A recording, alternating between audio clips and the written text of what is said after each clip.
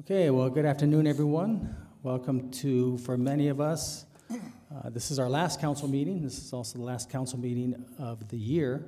And if you're just joining us for the first time, we had the swearing-in ceremonies of the city council and mayor at 12:30. But although we did say our Pledge of Allegiance then, it doesn't hurt to say it again. So if you please join me. Councilor Flores, join me in the pledge. Ready, begin.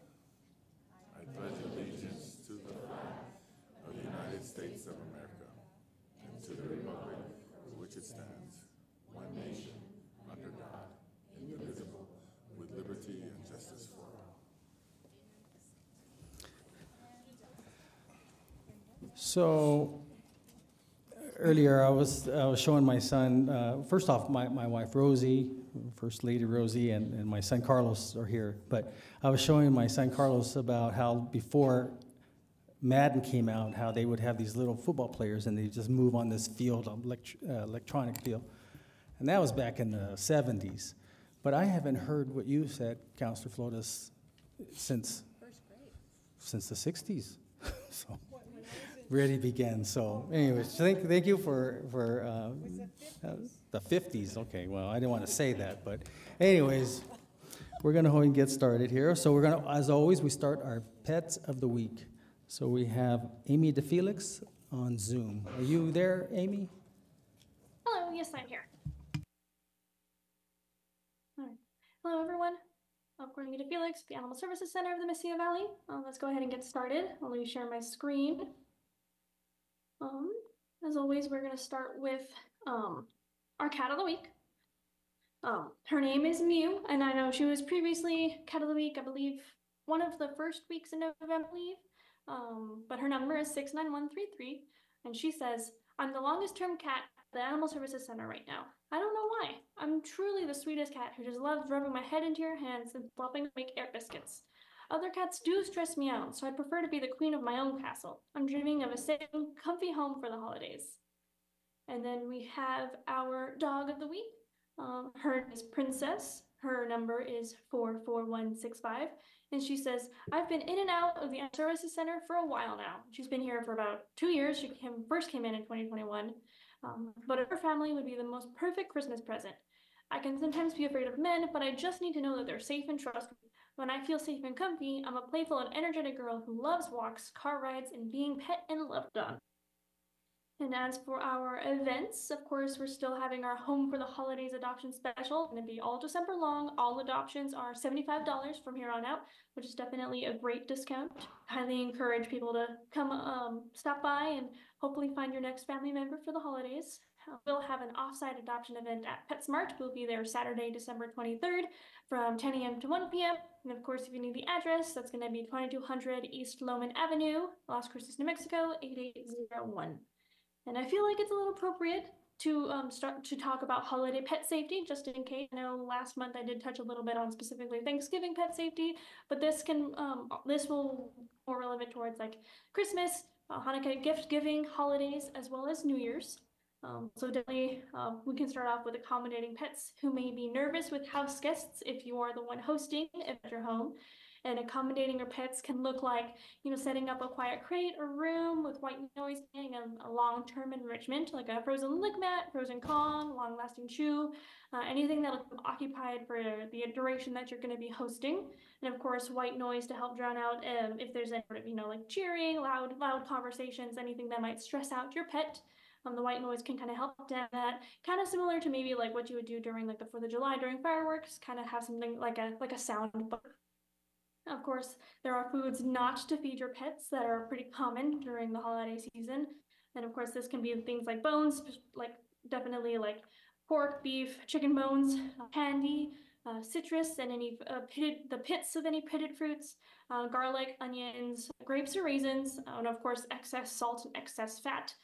Some of these foods, like candy, especially if it has xylitol, if it's a sugar-free candy, garlic, onion, grapes or raisins, that can be toxic to your pet, especially your dog, and that definitely can cause problems.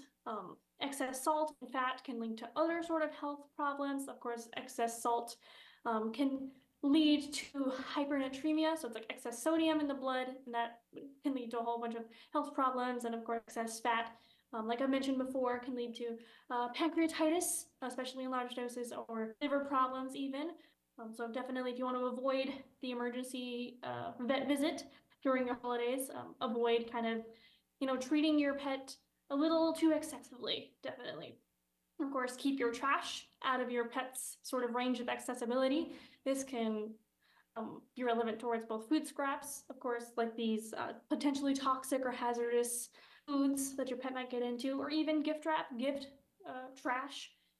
If you're a cat, if you're like one of my cats, like I was going to mention, they love eating paper any chance they get. They see like the ribbon, the shininess, they want to chew on it, they want to eat it.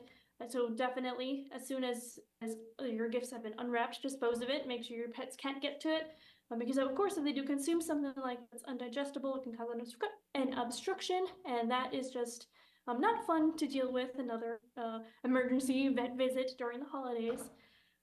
Decoration safety in general, your pets from chewing like Christmas tree limbs, especially like the plastic limbs can also cause like obstruction issues, but even like real like pine trees, if you have a real tree, Christmas tree, ingesting the pine needles, they can be sharp enough and they can potentially cause injury like to the gastrointestinal system of your pet, and that's definitely not fun to deal with. Tinsel, ribbon, of course, anything like similar to the gift wrap that's kind of like shiny, attractive to them. They just want to like, get their little mouths on, but it's definitely dangerous and hazardous for them to swallow. But they don't know that, of course. So definitely do your part to help keep them away from getting into stuff like that.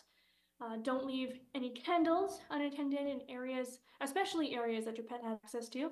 I feel like this can go without saying, but just in case, if you happen to have a candle, like holiday candles going burning, make sure that, especially like a cat, they get into high places if they want to. Make sure they can't access any sort of lit flames, because in the off chance that they knock it over, that's a fire hazard, and that will cause a major problem.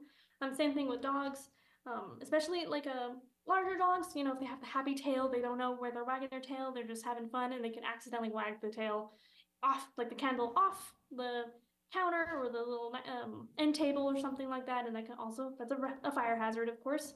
So if you're gonna have lit flames, keep them completely safe. Make sure your pet cannot access it whatsoever, even on accident.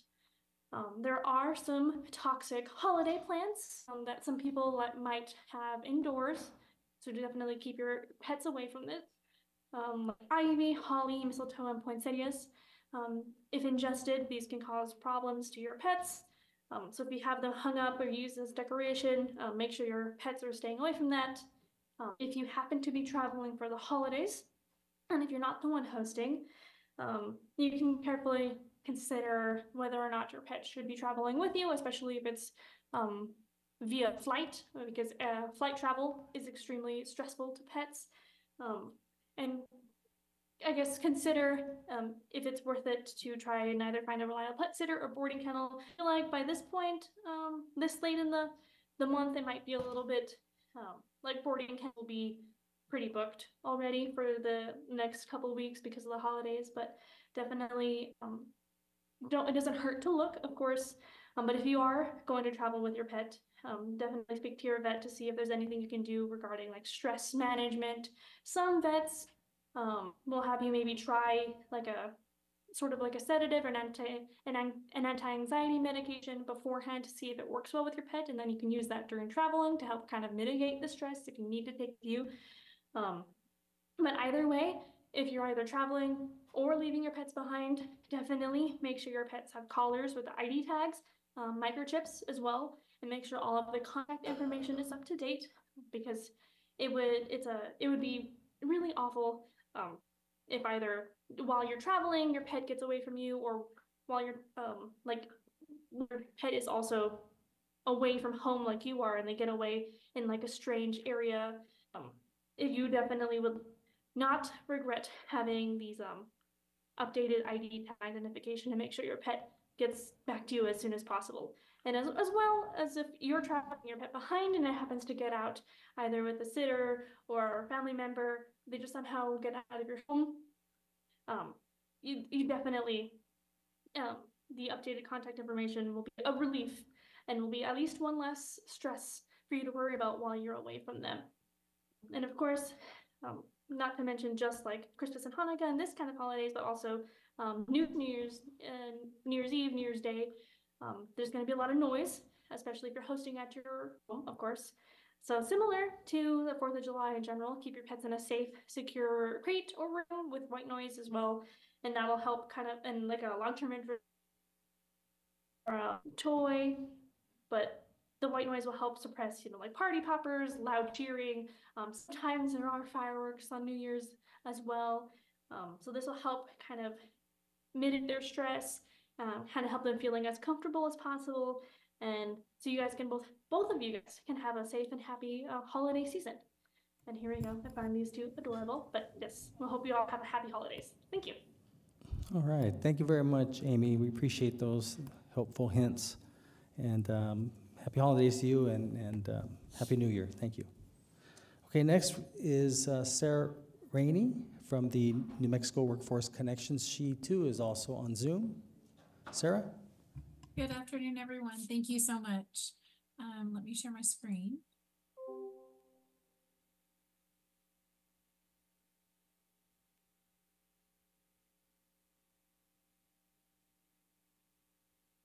I'm going to turn off my videos. Alrighty. For our jobs of the week, oops, I'm sorry. We have a community advocate that is for the city of Las Cruces. The salary begins at $45,000 and can go up to $64,000. That posting closes next week on 12/25. We also have for the city of Las Cruces a crime scene investigator. The position starts at $22.85 an hour, and the posting closes on 12/25 as well. For White Sands Missile Range, we have a senior electronics maintenance technician. The salary wasn't posted, so it depends on experience. That position is open until filled as well. For Crescent Electric Supply Company, we have an account manager. That position starts at $31,000 and the position is open until filled. For Deers and Charities, that they have a resident monitor, a relief resident monitor. It is a part-time position. Posting starts at $20.61 an hour and the posting closes on 1/5. Then for the American Red Cross, we have a workforce scheduler. That position starts at $12 an hour. The posting closes on December 30th. And that's all we have for now. As always, please come see us at our Workforce Connection office on Alameda Boulevard. If you can't reach us there, you can reach us on any one of our social medias. That's Facebook, Instagram, LinkedIn, YouTube, and now TikTok. We also have our app, but feel free to come see us. Thank you, everyone. I appreciate it. Thank you, Sarah. And happy holidays to you and Happy New Year as well. Okay, so when I tell you that Michael Jordan is in the house, this is a true story. He's actually here. And he's an athlete, but he likes to go by Mike. So I'm going to ask Coach Mike Jordan to join me up here.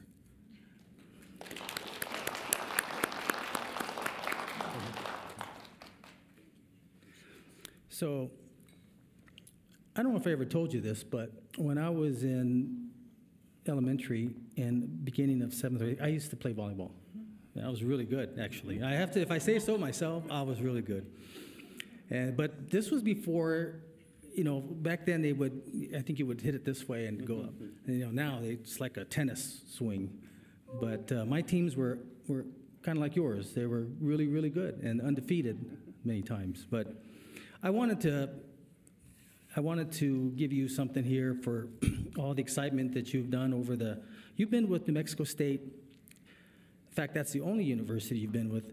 Head coach, 26 years. Your record is 544 wins and 228 losses. That's pretty incredible. You are the winningest coach in the history of Aggie volleyball. And so you've provided a lot of assistance to many of these athletes throughout as they start their careers. We see many of them who've gone on to successful careers in other fields besides sports and sports. And so we wanted to give you a token of our appreciation for all that you do. It's called the Mayor's Distinguished Service Award, presented to Coach Mike Jordan, New Mexico State University, for your dedication and excellence to our community, December 2023. Thank you very much. Appreciate it. Thank you for your years of service. You're welcome to say a couple words. Thank you to everyone for this. Coaching is not for the faint of heart, and I've been doing it a long time, and it's been a pleasure. My 26 years at NMSU, serving the community, and we've got a lot to brag about, of course, beating up on our rivals to the north and south over the years. But, you know, I lost my mother 8 years ago. I've gotten many Coach of the Year awards and things like that. She would have been most proud of this. Being recognized by the city and the community of Las Cruces is a big deal. Thank you very much. Appreciate it. And oh, no. Yep.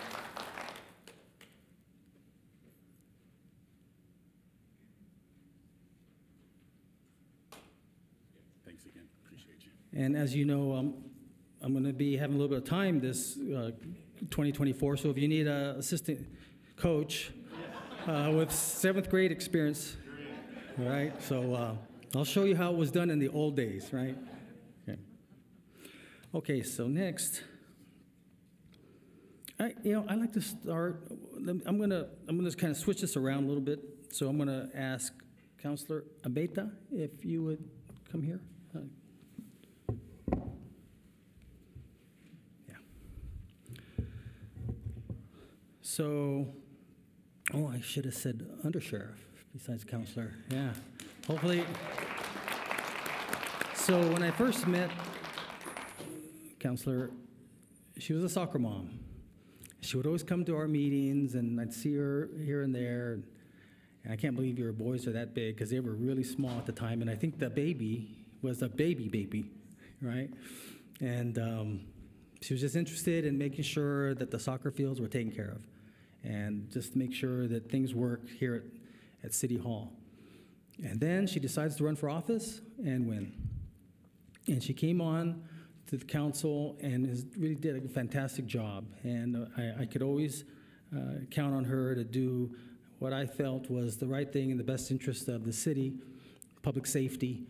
And I'm glad to see that you're going to be helping out the sheriff in a different role, but one that's going to still be a challenge for you, and I know it's going to be very beneficial for the residents of Doña Ana County.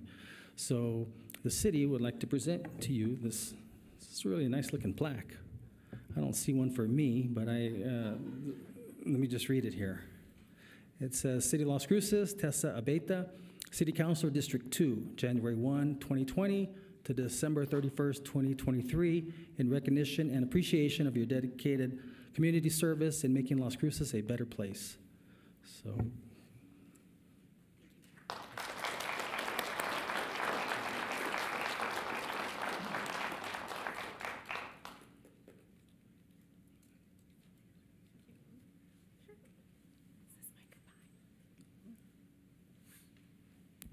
Thank you all so much. So Mayor was right. I started out coming here to advocate for soccer fields. And of course, in my first legislative session, we helped bring over $900,000 back to the community for those soccer fields, for bathrooms and lighting. And I really started my term with, I'd say, an eager zeal. But I also wanted to make sure that I learned and listened right away. And I want to take a moment just to thank staff. Over this 4 years, what I've been able to do and what I've been able to learn would not have been possible without all of you. You are the backbone to this organization, and you are so smart and the best part of the community and the best part of what I've learned here in the city. So I just want to take a moment to say thank you. And thank you to the 3 not so little ones anymore that are sitting over there that were patient and kind. You got to see them when we were doing Zoom meetings, because as it turns out, 3 months into our term, we had a pandemic that happened. And so as a mom of 3 and the first female city councilor to serve while raising school-aged kiddos, I was like many people that had to become a teacher too, and I had a kindergartner, and I was absolutely horrible at it, as it turns out. But it was a learning and growth experience, and another one where, once again, it was city staff that showed up in very strong ways. Over the last 4 years, I've been able to advocate at different levels, and I found a real passion for doing it towards the state level.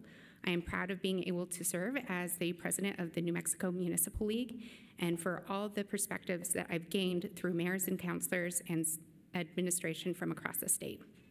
It really has been an honor and a pleasure to serve, and I am excited to be able to bring my expertise in a new fashion, because this is my home and community, and I'm going to show up for it every day. So thank you so much.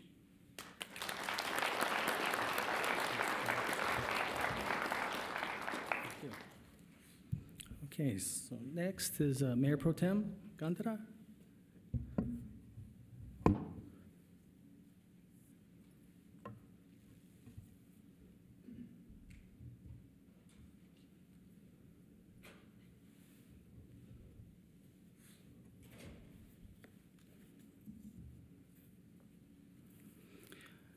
So I met Mayor Pro Tem when she was running City Council 2015, District 1. One of our mutual colleagues decided to take a different path, and I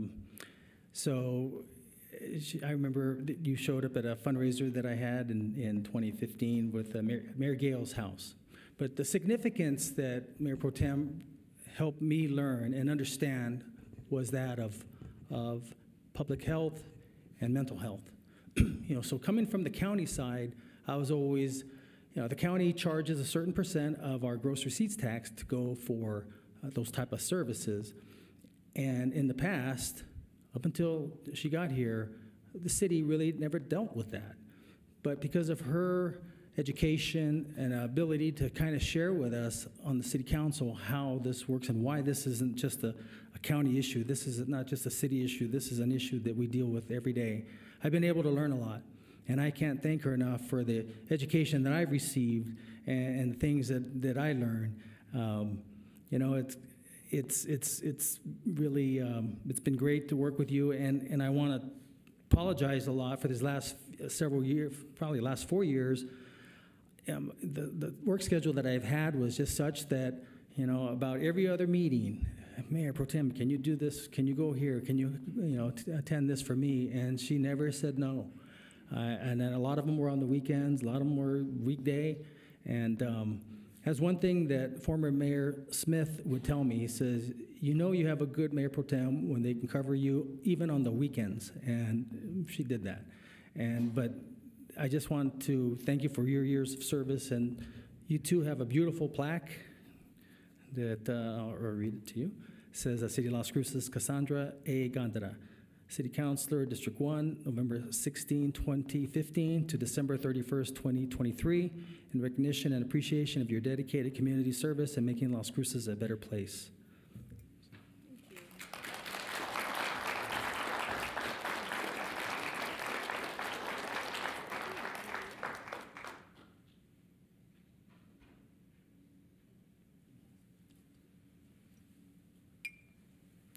I have my swan song written.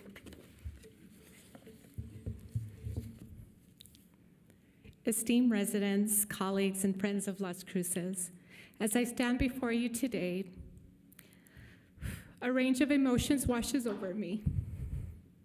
Gratitude for the privilege of serving as your councilwoman and Mayor Pro Tem, pride in the collective achievements we've realized, and a touch of nostalgia for the journey we've undertaken together. These 8 years have been transformative, not just for our city, but for each of us who call this home. When I entered the realm of city government, fresh from my role as a district manager, really regional manager for CYFD, The path ahead seemed uncertain. I embarked on a journey to find my place, learning the nuances and intricacies that would allow me to effectively advocate for our community and contribute to the city's growth. Regardless, fueled by a dedication to community welfare, I navigated those uncharted territories with resilience and purpose. One of my very first initiatives upon assuming office was to raise awareness of children adoptions. And if you see out in the front, you have the Heart Gallery. This was to bring a sense of community for our youth and children. I witnessed firsthand the transformative impact it had on our community as families came together and our young ones found support and love in unexpected places. Transitioning from this foundational commitment to community well-being, the partnerships created with dedicated organizations have played a crucial role in creating a robust network of support for those in need. I embarked on projects like Mano y Mano, symbolizing my unwavering dedication to addressing homelessness. This initiative goes beyond merely providing job placement opportunities. It encompasses a holistic approach by connecting individuals with essential supportive services, housing, and income assisted tailored to their unique needs. In parallel, I made it my commitment to create a robust network of support for those facing unmet needs and challenges, understanding the significance of trauma and mental well-being. I work tirelessly to ensure that our community members have seamless access to the resources necessary for their holistic health. It became apparent that addressing fundamental aspects like housing is a crucial component of supporting healthy mental well-being. A stable and secure home lays a foundation for a resilient and flourishing community.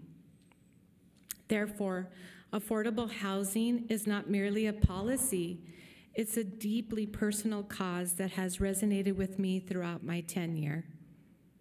Championing the successful advocacy for the GEO bond to facilitate affordable housing was not just a bureaucratic step. It was a heartfelt commitment to ensuring that every resident in our diverse community had not only shelter, but a true place they can call home. I felt an immense sense of pride when the bond passed. It reaffirmed that Las Cruces is a community characterized by its inclusivity, resiliency, and unity in the shared belief that every individual deserves the dignity of safe and affordable place to live. In the heart of District 1, where I reside alongside my fellow residents, the persistent challenges of crime were undeniable, echoing the concerns voiced by constituents all across the city. As I grappled with the urgency of finding a nuanced solution to the escalating crime issue in my own neighborhood, it became clear that a one-size-fits-all approach would not suffice. That's when Lift Up Las Cruces was conceived, an innovative and comprehensive approach born out of recognition that complex problems necessitate equally intricate solutions. By combining efforts to enhance safety measures, revitalize underdeveloped neighborhoods, and foster a resilient sense of community, Lift Up Las Cruces aims to create enduring change. It wasn't just about reducing crime statistics. It was about empowering our neighborhoods, promoting unity, and ensuring that every resident feels a profound sense of security and belonging in our city. In navigating the challenges of our historic city, I've engaged a tough problem solving addressing issues like poverty, access to health care, and substance abuse. Amidst those efforts, let us never lose sight of the beauty and strength that defines Las Cruces. It has been my distinct honor to spend meaningful time with the incredible residents of District 1, celebrating the richness of our community and embracing the spirit that makes our city truly remarkable. Let's delve into the fabric of District 1, its cultural richness and economic heart of Las Cruces. The establishment of the Art District in District 1 became a reflection of our dedication to preserving our cultural heritage and fostering creativity. This initiative not only celebrates the artistic vibrancy of our historic districts, but also provides a dynamic canvas for emerging artists to add to the cultural tapestry of Las Cruces. As we embrace this fusion of tradition and innovation, the Art District became not just a physical space, but a living, breathing testament to the boundless creativity that defines our city. As the economic heart of Las Cruces, as I like to say, District 1, I soon recognized the imperative of fostering growth and prosperity. This led to the creation of our Economic Development Department, our strategic initiative designed to propel us into a thriving hub of economic vitality. District 1 became the focal point for the endeavors of this department, playing a pivotal role in drawing business, igniting job creation, and securing our prosperous future for Las Cruces. With a shared vision from promise and future, we recognize that revitalizing the downtown area would be the catalyst of an economic pulse of Las Cruces. Made possible through the TID, we invested in the heart of our city. We aim to create a dynamic downtown and would not only serve as a commercial center, but also a cultural social hub, fostering a sense of community pride and unity. Take a stroll down memory lane, or better yet, down the revitalized Amador. This wasn't just a renovation, it was a statement that Las Cruces is here, vibrant and alive. From our strategic plan at the Alameda Blueprint laid the foundation for a forward-looking and inclusive city. By envisioning a revitalized downtown, we took bold steps to restore the historic Amador Hotel. This project was not merely about bricks and mortar, it was about preserving our cultural heritage and creating a prospering hub of community interaction. As I prepare to step away from my role representing the vibrant District 1, I do so with profound sense of assurance that community will be left in capable hands under the leadership of Cassie McClure. Cassie embodies the qualities of a dedicated public servant who I know will advocate for District 1 with grace, dignity, and unwavering compassion. I have full confidence that Cassie's vision, combined with her tireless work ethic, will contribute to the ongoing success and vitality of District 1, ensuring that the heartbeat of our community continues to resonate with strength, unity, and boundless potential. As I stand at the threshold of bidding farewell to my term in office, I am filled with profound gratitude for the incredible journey we've shared in the vibrant city. Las Cruces, you have been the canvas upon which we painted dreams, faced challenges, and etched the indelible marks of progress. To my fellow Las Cruces, you are heart and soul of this city. Your dreams, your stories, and your unwavering support have been the driving force behind every decision, initiative, and policy I've championed. Councilwoman and Mayor Pro Tem have been more than just a title. It's been a privilege to serve as a steward of our shared dreams. I want to express that my journey doesn't conclude with the closing chapter of my term. I take with me the profound experiences, lessons, and most importantly, the deep compassion that has fueled my service here in Las Cruces. While my official role may change, my love for Las Cruces remains unwavering, and my commitment to fostering compassion and unity will accompany me wherever my life journey takes me. Till we meet again, whether it's savoring the aroma of La Nueva Casita, cheering on the teams at Hadley Ball Fields, or strolling down the downtown farmers market, let the echoes of our shared journey reverberate. Thank you for the privilege of serving this remarkable community. And as I venture forward, rest assured that I will always champion for my beloved city. Thank you to my all-female council, mayor, for your unwavering support. I'm so grateful to each and every one of you. You are really bad women. Thank you. Thank you again. Till our paths meet again.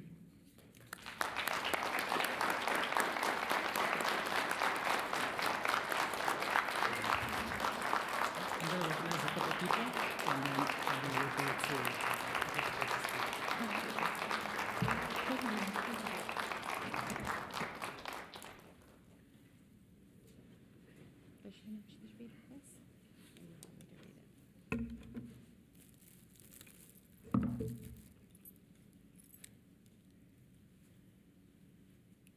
So I don't know what's going on here. He doesn't, so come stand over here. Mayor, we have a plaque for you for the longest-serving mayor, Kenneth D. Megashima, Mayor November 19, 2007 to December 31st, 2023, in recognition and appreciation of your dedicated community service and making Las Cruces a better place. We thank you, Mayor, so much.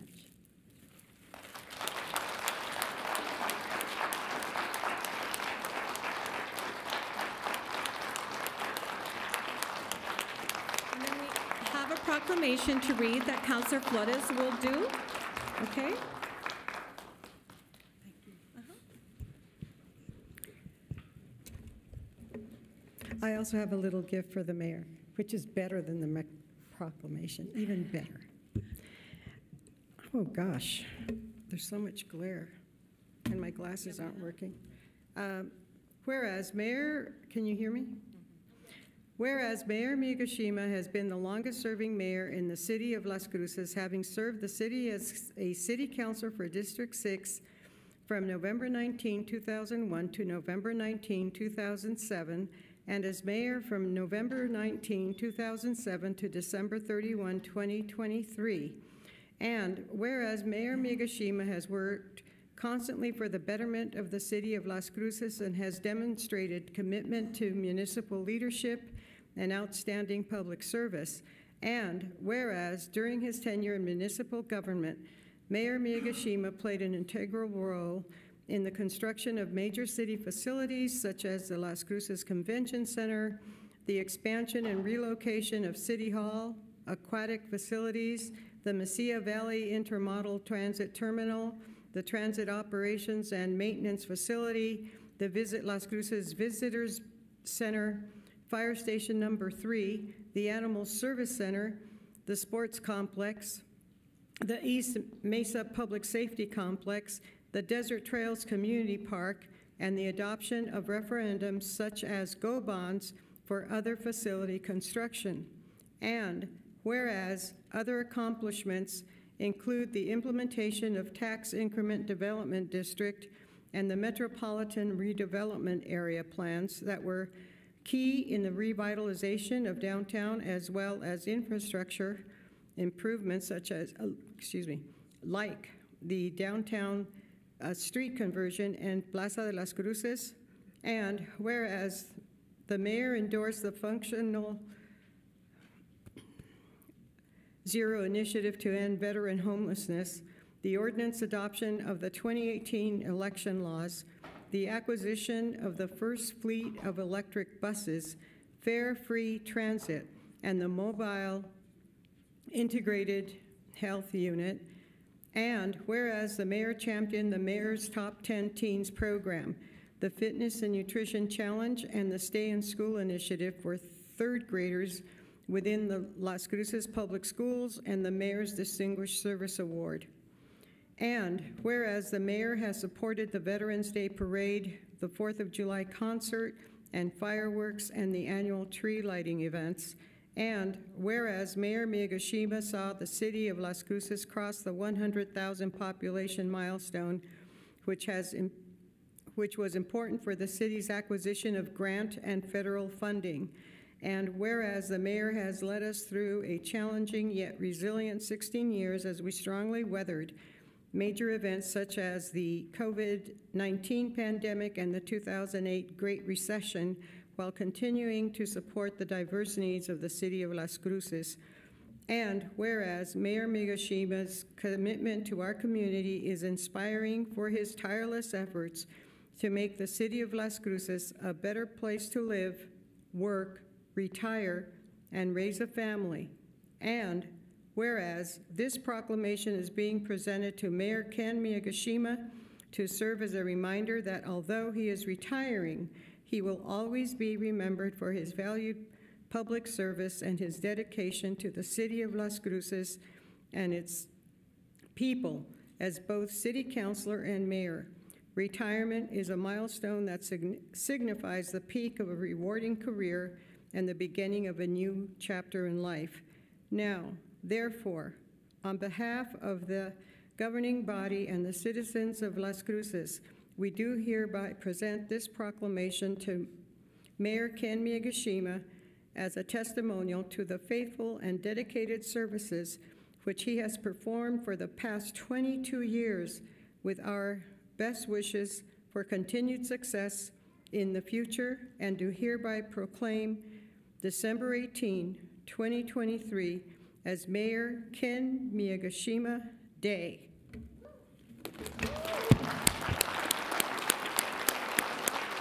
Can I give you a gift now? Do I give you a gift now or no?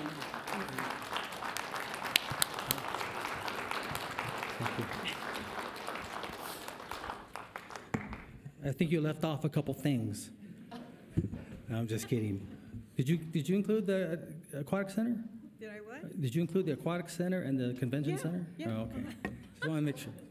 No, I'm just kidding. Wow. Thank you. That is pretty cool. But it's not signed, so I don't know if it's official.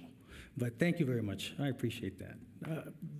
She wants to do something, and then I have a couple words. Oh. All I want to do is give him a gift that he has to open right now so all of you can see it, because, as I said, it's even better than the proclamation. And there's a card that you can read later with Rosie. So let me preface this, because I've seen it. But so one day, any of you ever watched that movie, The Hangover? So in there's a scene where, I don't know what Ken Jeong, he says, not my problem anymore, right?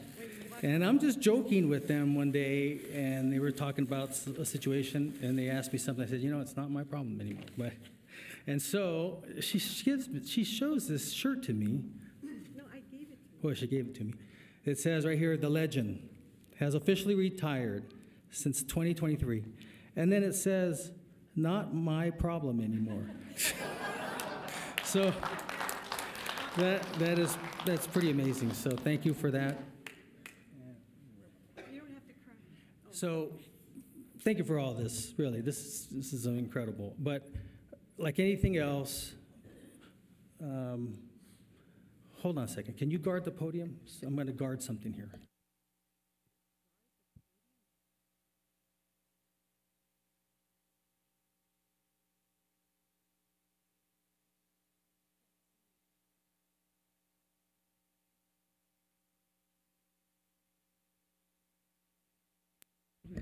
No, so as a Toastmaster, you're not supposed to leave the podium unattended.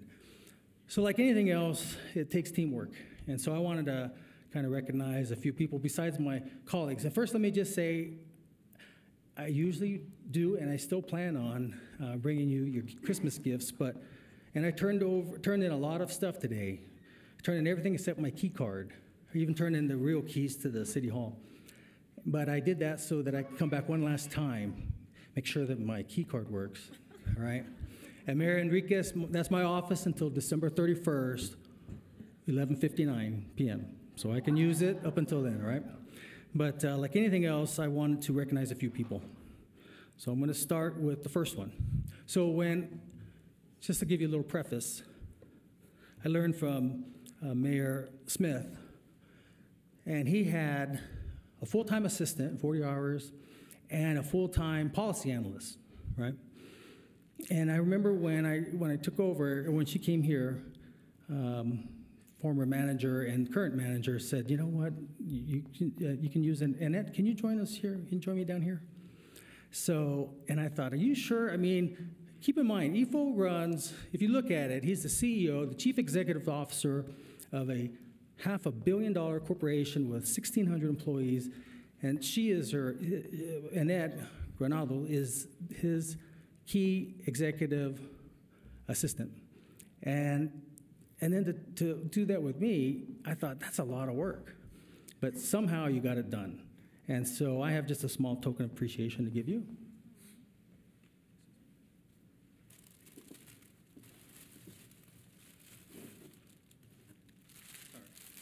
Nothing huge, just something to tell you thank you for all the scheduling. And then, I try to alleviate some of the work, right? So I thought, I'll just do some of the scheduling myself. And I always mess up. I double book, and that's always bailing me out. So it's not much, but just thank you for your work.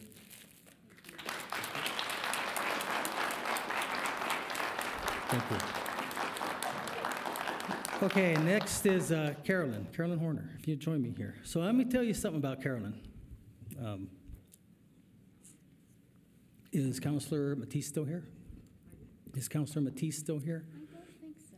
So when I got elected in 2007, Carolyn worked for Mayor Matisse. And I remember the leadership said, well, you want Carolyn to work with you? And I'll admit, I was a little hesitant, right? Because, I don't know, she worked for the mayor. And I thought, well, okay, let's give it a shot. And let me tell you something. She has just done a fantastic job. I trust her wholeheartedly. And we embarked on a fitness and nutrition program and education program that we did since the beginning till right before COVID. And we estimate we've took pictures with 22,000 third graders. And that really was the highlight of my, this is a lot of neat stuff, but let me tell you something, and Carolyn will attest. When I would go to those elementary schools and have those little kiddos, ask me some of the questions, it's so funny because I would say, so guess how old I am? And so some would start, 30, 40, and then there'd be, there's guys, oh, you're 80, 85, you're like 90 years old. And I'm like, no, man, I'm not 90 years old. And then sometimes when I would, third graders, right? So they're 8, 9 years old. So I would say something like, I don't know, what are you, 8? And they'd say, no, I'm 9.5. Okay, excuse me, I'm sorry, I learned. So from that point on, I would guess high. I'd say, okay, so you must be like 15? No, and then they start, joking like, no, I'm not 15. That kind of big smile. But we had so much fun. But boy, you took care of everything, and we got through just incredible. I can't tell you how organized you are and how great you made it. And I wouldn't have been able to do these 16 years without you and your support. So thank you very much. And I've got something for you too. Let me just say one thing. It has been an honor and a privilege to work for Mayor Miyagishima all these years. And the two main questions were, are you rich and do you have a limo? Yeah, no, they would always want to see my limo. And so Carolyn, just a small token of my appreciation. Thank you for all your help. Thank you.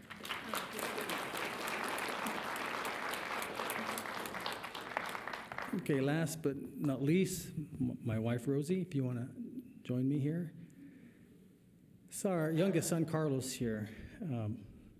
But I want to thank you for all your love and support and all through the years and the campaigns that we've been through and, the stuff that goes on in campaigns. I mean, the stuff that goes on behind the scenes, and then even after the campaigns, there used to be in the local paper, there used to be an article called Sound Off. Oh, man, that was tough. It wasn't tough for me, but especially, I still remember one time my mom, oh, man, she used to get really upset. She said, I'm going to call so-and-so. I go, no, Mom, don't do that. But sometimes I'll admit I would keep some things from my wife because I didn't want her to worry. But one day, I think it was Carlos, he was taking our little dog for a walk, and he came back, and he says, hey, Dad, there's like 2 police cars. It's late at night, and they're just sitting there, some guys sitting in there. And I go, oh, yeah. you know, I never told her about the different, once in a while I get credible threats against me, and, you know, thank God, thanks to the Las Cruces Police Department for, you know, just making sure I'm okay.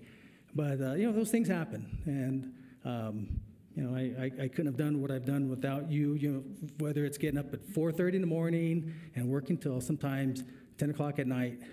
You've been there through and through. So I just want to thank you, and I've got something for you too, of course.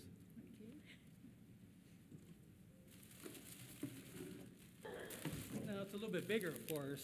It's a little bit bigger, but so to my beautiful wife and First Lady, you're still First Lady till December 31st, 11:59. So thank you.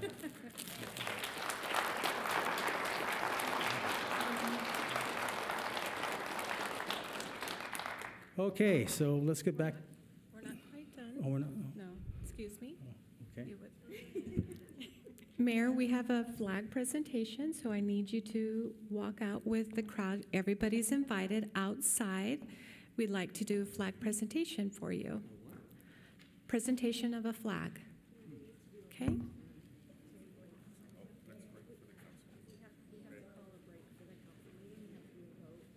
Oh, wait, Mayor, oh, there's like process. We have to vote.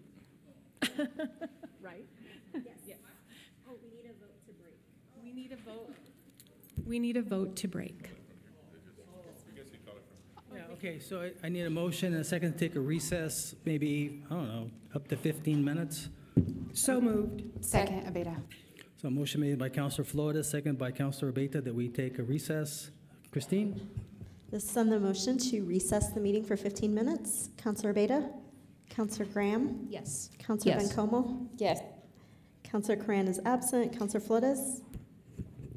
Yes. Thank you. Counselor Gondeta? Yes. And Mayor? Yes. Okay, it's, what, 1:55 p.m. We are recessed for about 15 minutes. Thanks.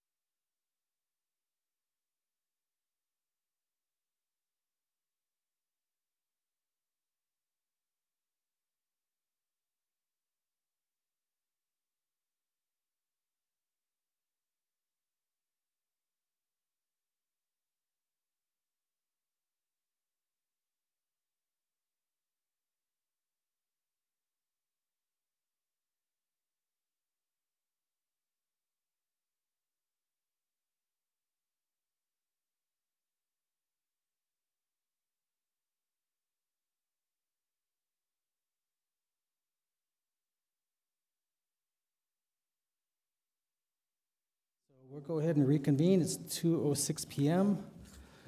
City Council is now in order. Thank you, IFO and team for that flag presentation. I thought I've seen everything in the City of Las Cruces, never seen that done. Thank you, Chiefs, for your honor guard doing that, and that was really cool, very special. And that flag will fly in my office, so thank you for that. Okay, so now we're going to go to public participation. This is where members of the, oh, wait a minute, I need a conflict of interest statement. This is where I'll ask if any member of the city council, city manager, or any member of the city staff has any known conflict of interest on any item on the agenda. None, Graham. None, Abed. None, Gandara. None, city manager. Okay, now we're going to go to public participation. This is where members of the public can speak to council for a total of 7 minutes. 3 minutes on any item that you wish to speak. We just ask that it not be pertaining to something that's on the agenda or pending litigation. That agenda item, please let us know, as the council can't respond back to you. So I usually start on my left and on the first row, and I don't think my wife or son want to say anything, so this gentleman here. Yes, sir? You never know, but I don't think so. I just need you to state your name, and that's it.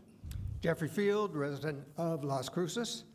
I didn't know there was a shindig going on when I came here at 12:30, and it reminded me of my bar mitzvah, and I didn't see any white envelopes floating around, so that's a good thing.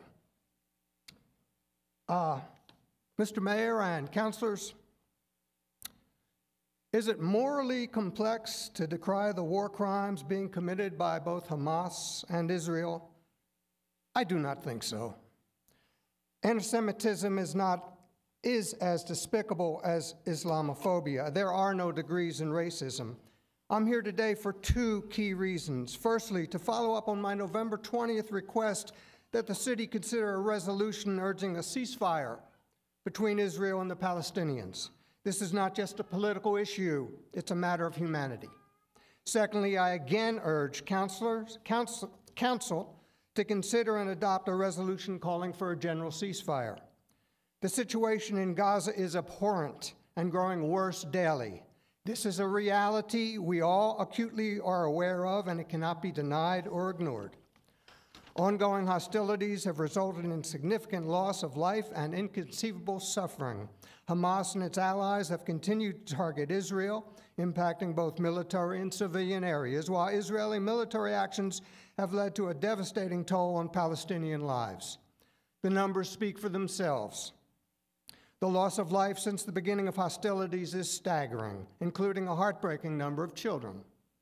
These are not just numbers, they are lives, each with a story, a family, a future cut short. A ceasefire in Gaza is not a strategic necessity. It is a humanitarian imperative. Every day of conflict exacerbates the suffering of innocent civilians on both sides, men, women, and children whose lives have been overshadowed by the constant fear of violence. The psychological impact, especially on children, is profound and lasting. The trauma of war, the loss of security and normalcy will leave scars that may never fully heal. We must understand that a ceasefire is not merely a tactical pause, it's a critical step towards a larger goal. History has consistently shown that lasting peace is not achieved through warfare, but through dialogue, understanding, and mutual respect. A ceasefire would provide a much-needed opportunity for diplomacy, for addressing grievances, and for seeking a path toward a sustainable peace. I urge the City Council to join voices with those around the world calling for an immediate ceasefire. Let us take a stand, not just for peace, but for the future of countless innocent lives caught in the crossfire of this conflict. Thank you for your time and for considering this urgent appeal. Thank you, Mr. Fields. Thank you, Mr. Fields. Oh, no, I just said thank you, Mr. Fields. So that was on the first row, no one on the second row. Anyone on the third row? Fourth row? Yes, yes, ma'am.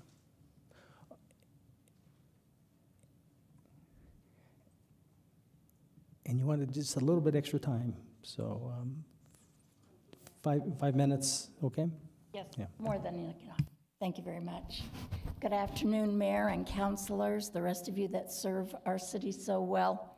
And thank you for welcoming me for a few extra minutes. You might remember having met me a few weeks ago. I am Barbara Toth. I am the founder and executive director of VRU in M. I'm here to talk to you today because in the last 2 weeks right here in our city, 2 vulnerable road users have been involved in collisions. A pedestrian was killed, and a bicyclist was seriously injured. This situation is dire, and it must be addressed. So I've come to mention to you what a wonderful step it would be in that direction if you as councilors and leaders of our city would consider adopting the Vision Zero initiative, which was presented to this group by Cruces. A commitment to Vision Zero is a win-win proposition. In fact, recently, I had the opportunity to spend some time with a reporter from USA Today. I was awfully honored to have him here. He highlighted the work of our organization, and he's working to draw attention to the tragic consequences of roadway violence. Sadly, the reason that our organization and our community were on his radar is because our state is the worst in the nation for pedestrian fatalities. 6 years in a row, 7 of the last 10 years. While this gentleman shadowed me at the Saturday market, we polled people about Vision Zero. Community support was really overwhelming. No one was against the idea. And in just 3 hours, more than 75 people voiced their approval.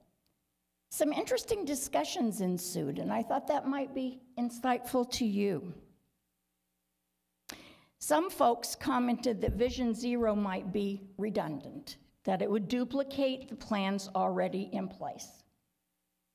But when we explain that the nature of Vision Zero is a comprehensive resource, it's there to assist communities. It's based on a paradigm of engineering, education, and enforcement. And as a resource, it comes alongside communities' existing strategies and helps to make them even more successful. Others wondered, of course, if city funding would allow for the cost of signing up for something new. And in fact, there is no cost to participate in the Vision Zero network. Plus, involvement with Vision Zero's extensive network actually puts affiliated communities in line for large amounts of targeted funding. I was also happy to tell people that the European success of Vision Zero has been quite amazing since it was launched in Sweden just over 25 years ago. But of course, it was natural for folks to speculate about how relevant a concept that had worked very well in Europe would actually be here in the United States. Folks, the value placed on human life crosses cultural barriers. Regardless of location, history, or traditions, the fundamental tenets of this movement is universal. And I quote, "Life and health ought never to be exchanged for other societal benefits." I found these to be some very thought-provoking and legitimate considerations. I've been grateful for chances to talk about them with the public, and I stand firmly behind asking our city to become a Vision Zero community. And so the more I learn about it and that our organization becomes informed, the more strongly we feel. It really is a wonderful help to a community. It would be such a positive aspect of going forward here in Las Cruces. You see, the idea of zero pedestrian and bicyclist fatalities is achievable. In Oslo, Norway, they achieved it in just over 20 years. New York City has been participating just since 2021, and they are seeing traffic deaths at historic lows. It's pretty impressive information. There are currently less than 100 Vision Zero communities in the US. I'd love to see Las Cruces help lead into a safer, smarter future by joining that group. And I'd love for that to be a legacy of our city and the concern and care that this city has and the leaders have for the citizens. Let's make it a reality. And I'd like to thank you for your time today, and each one of you for your service of our community. Thank you again. Thank you, Barbara. Okay, so that was the fourth row. Anyone else on the fourth row, or third row, I guess? No, fourth row. Okay, fifth row, anyone? Sixth row. Yes, sir. Just need you to state your name, please. Thank you, Mr. Mayor, City Council. I am commanded by our Creator, otherwise known as a God, to make a pronouncement today. Can you state your name, please? Richard Anthony Barella, also known as Richard Anthony Navarez Barella. My heavenly name is Crown Prince Aracel. I would like to make it official and on the record. I have sent a letter to not only the United States State Department, but the United Nations as well, declaring an embassy of peace here on earth, direct from our Lord, our Creator. And I hope that they answer soon. Okay, thank you. Thank you, Richard. Okay, so that was sixth row. Anyone on the seventh row? Eighth row? Ninth, last row. So anyone on my left? Yes, please.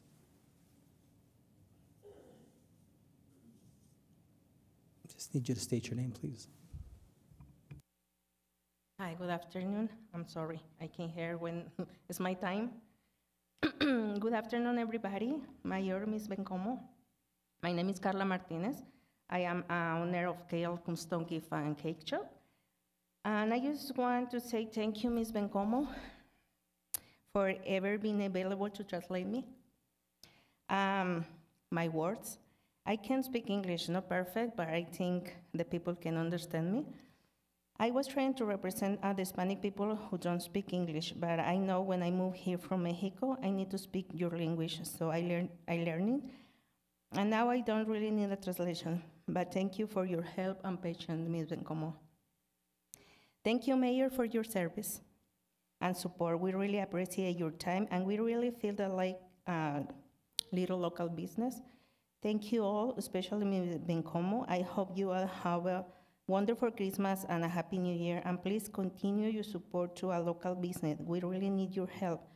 God bless you all. It's more easy for me when I write, but thank you. Thank you for your passion. Thank you for your service, Mayor Miyagi Chima. Thank you. Okay. Thank you very much, Carla. Okay, so anyone else on my left? Okay, so on my right, no one first row, second row looks like staff. As third row, did your twins want to say something? No? No. Third row. Fourth row, yeah, Lorenzo.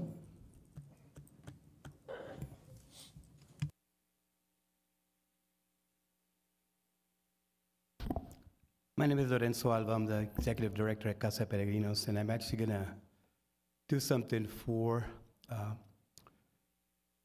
the mayor and Mayor Pro Tem Gandara and Councilor Abeta, because they've been supportive since I've been here. And the mayor, I've known that long, since I've been here for about 12 years at Casa Peregrinos. But your unwavering support of our mission and our vision at Casa Peregrinos, and for those that live on the margins here in our community, is something that I will never be able to set aside. And neither will any of us at Casa Peregrinos, because you not only believed in our mission and helping us feed the hungry, but you also believed in our vision. And now you have this beautiful building. You forgot to add that to the list, by the way. That is actually a sweetheart project. That is something that we're very proud of, that without the city of Las Cruces would never have happened. Of course, the state legislators in our community that really went out of the way to make that happen, but I'd like to present something to you that I have in my pocket to each of you, and I want you to take it with you, and I want you to always think about us whenever you look at it. It is a reminder of the work that we do to help those that are less fortunate in our community. I am not a politician, but I like to think that we work in the same circles when it comes to those people that we serve. I used to have these little one-on-one meetings with the mayor when I first started, and he encouraged me, and that was always very good to me. That always really impressed me about him.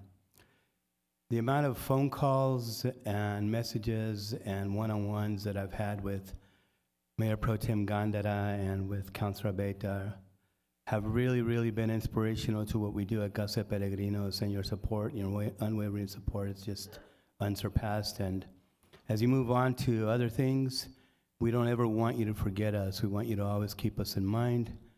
We want you to stop by and see how well that building is working for you, because it is. And all of the volunteers from the City of Las Cruces that were over volunteering last week with los cariñosos, as I will call you, I can't even tell you how happy that made me, so that you could actually see that what you did is really working the way that we said it would work.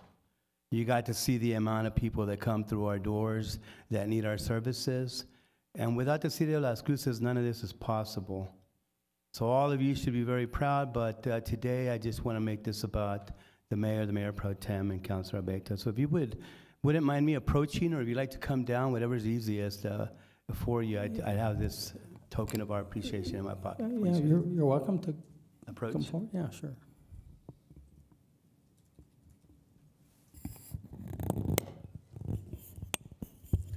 I'm going to let you read it, okay?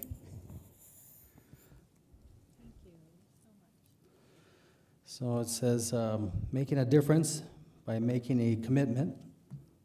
Food for today, hope for tomorrow. Casa de Peregrinos food program. It's your challenge coin. So thank you very much. So thank you so much. We appreciate that.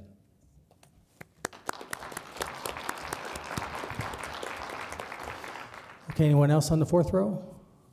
Fifth row? Sixth? Oh, yes, ma'am. Just need you to state your name, please.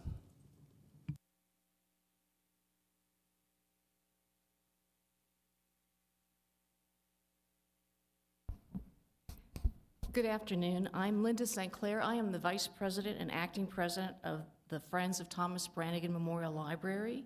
And although I've only been involved with the Friends for about a year, in that time I have seen how much the library does, and I've been so impressed to see how many different ways Las Cruces Public Libraries serve our community.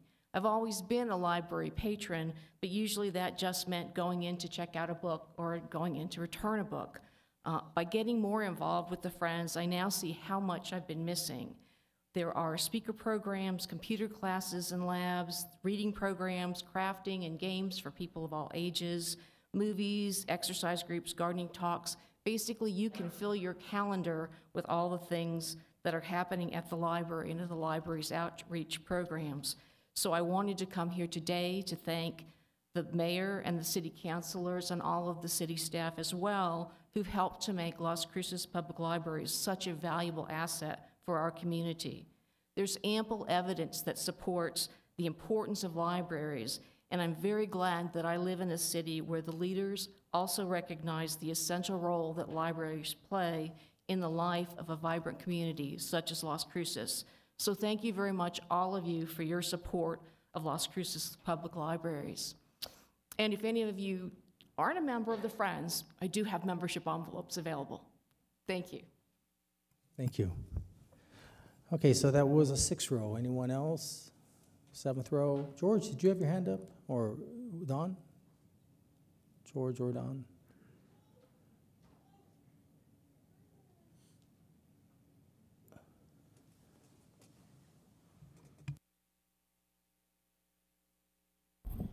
Good afternoon. My name is Donald Wilson.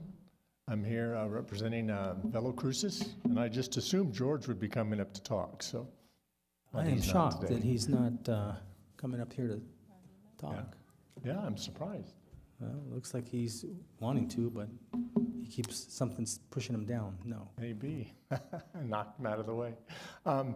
My visit today, or my comments today, are simply to thank the counselors and the mayor, those of you who are leaving the council. Thank you for your service. The city of Las Cruces is better for you having been on the council and having served as mayor. And to those, I don't see the incoming people in the audience, but Velo Cruces is ready to work with the counselors that are staying on the board, as well as the incoming counselors and mayor, to help address the issues that my colleague Barbara raised. Vision Zero really is an opportunity for Las Cruces to proclaim that everybody that lives in this city has a right to use the roads and be safe and not have to be victims of road violence. And unfortunately, I'm going to add to the toll that Barbara just reported. I learned today that there was a motorcyclist that died just yesterday in Las Cruces. So this is a pandemic that's happening in our city and in our state. So again, our plea to the city is to accept the Vision Zero challenge that Velo Cruces has presented to the council, to state that we're going to work as a community to eliminate road deaths in our community. It's going to take a while to do that, and it's going to take a safe system approach. It's going to use all the elements that Barb talked about: engineering, education, enforcement. It's not just a one and done approach. We have to work as a group, and Velo Cruces is ready to be a part of the solution to this problem. And with that, again, just to thank the mayor for his 12 years of service. It's been wonderful being a part of your community and seeing the changes that have pardon?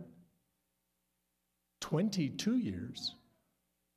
Oh my goodness, wow, 22 years. Well, that's even more of an accomplishment, so. Got it. Well, Mayor Ken, thank you for that 22 years. And I hope for Mayor Pro Tem Gondra and for Mayor Ken that we will see you in some other role, continuing to support and be boosters for our community, because Las Cruces really is a wonderful place to live. And we all want it to continue to be that for a long time. Thank you. Thank you, Don. We appreciate the kind comments. And I have to tell you, don't give up on the vision, because there's a general rule of thumb, especially during an election period, from mid-September until the end of the election. It's very difficult to get anything because you're involved in so much stuff, and so this is probably when the new year comes, start over, and you're going to have a lot of eager ears listening, and I'm sure it's going to happen. So thank you. So that was the 7th row. 8th row? 9th row. So no one else on my right. Okay, well, that will conclude public participation. And I've got a closed meeting statement to read. Las Cruces City Council met in closed session at 10:30 a.m. December 11th, 2023. The following members were in attendance: Councilors Flores, Coran, Bencomo, Graham, Abeta, and myself, Ken Miyagishima. Also present was Barbara De Leon, Chief Administrative Officer, Robert Cabello, outside attorney, who left at 11:15 a.m., Ikani Tamopeo, Assistant City Manager, Linda Samples, City Attorney, Ifo Pili, City Manager, Sonia Delgado, Assistant City Manager, Luis Robles, outside City Attorney, who came in at 11:16 a.m. and left at 11:30 a.m. Jeremy Story, Chief, Las Cruces Police Department, came in at 11:16 a.m. and out at 11:30. And also, looks like Christina Rivera, City Clerk, left at 11:15 a.m. And the meeting adjourned at 11:30 a.m. And for the record, Las Cruces City Council met in closed session and discussed only those items as stated in the posted notice. Purpose of the meeting is to, number one, discuss pending litigation, Baca versus Cosper, ETAL, appellate case number 23-2159, which is closed pursuant to NMSA 1978, section 10-15-1H, number 7. Number two, to discuss pending litigation regarding the Paris Pena Lee versus City of Las Cruces, ETAL, CIV-22-000960, WJ/GBW, which is closed pursuant to NMSA 1978, section 10-15-1H, number 7. And the third one, to discuss pending litigation regarding City of Las Cruces ADV, or should be probably against or versus Hayes D-307-CV-2023-02167, which is closed pursuant to NMSA 1978, section 10-15-1H, number 7. Okay, so now we're going to go to, I need a motion and a second to accept, on the agenda, number 7 has to be removed in its entirety. Okay, so with that, I would need a motion and a second to accept the agenda. This is not, they don't have it ready. I move to accept the agenda with the removal of number 7. 7.6. Resolution 24-068. Is there a second? Second, Abeta. Okay, motion made by Councilor Bencomo, second by Councilor Abeta to accept the agenda with item 7.6, resolution 24-068, removed in its entirety due to it's not ready. Moved in second. Christine? This is on the motion to accept the agenda as presented with removal of item 7.6 in its entirety. Councilor Abeta? Yes. Councilor Graham? Yes. Councilor Bencomo? Yes. Councilor Cran is absent. Councilor Flores? Yes. Councilor Gondeta? Yes. Mayor? Yes. Okay, item 8.1, resolution 24-070. Move to approve, Graham. Second, Pink. Motion made by Councilor Graham, second by Councilor Bencomo. And Vanessa Perez will be presenting, or Rocio? No, Rocio Gamboa, Senior Budget Analyst. I'm just here to introduce our new budget analyst, Vanessa Perez. She will be the one presenting. Okay. Welcome, Vanessa. Hello, good afternoon. Let me pull up presentation. Have you met Councilor Flores? I have not. Nice meeting you. This one.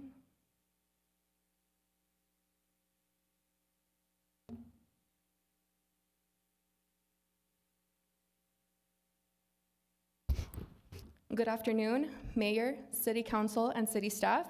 My name is Vanessa Perez, and I'm with the Budget Office.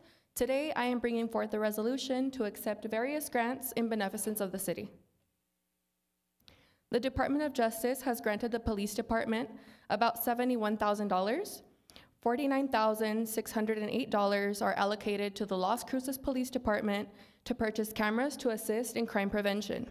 The remaining $21,331 are allocated to the Doña Ana Sheriff's Office to purchase a new evidence system. The Department of Justice has also granted our fire department, $485,000 for a mobile response team to promptly assist individuals in crisis. The New Mexico Department of Finance Administration has granted Public Works for appropriations totaling about $3 million with the purpose of improving Fire Station 5, improving the Arts and Cultural District, building the new El Caldito Soup Kitchen headquarters, and improving the Community of Hope offices. It is to be noted that the Cultural District appropriation is a reauthorization. The Police Department was granted about $2.6 million to hire law enforcement support positions, and the Housing and Neighborhood Services was granted $225,000 to expand their mental health services.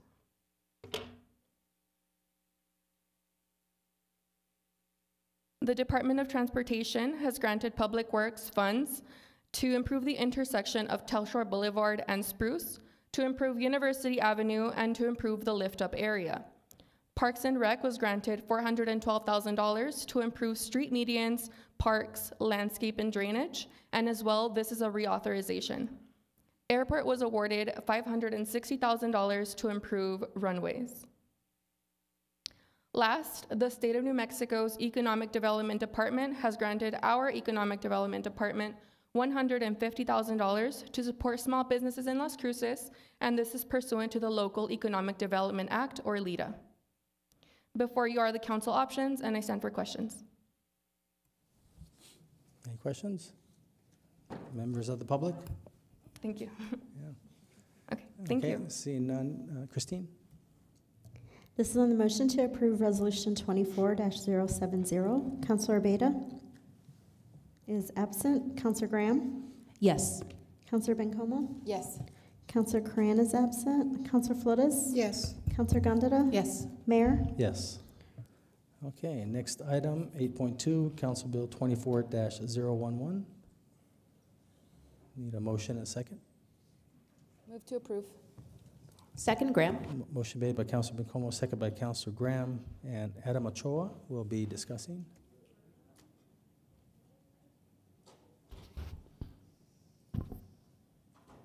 Good afternoon, Mayor, Council. Adam Ochoa, Senior Urban Planner for the Community Development Department.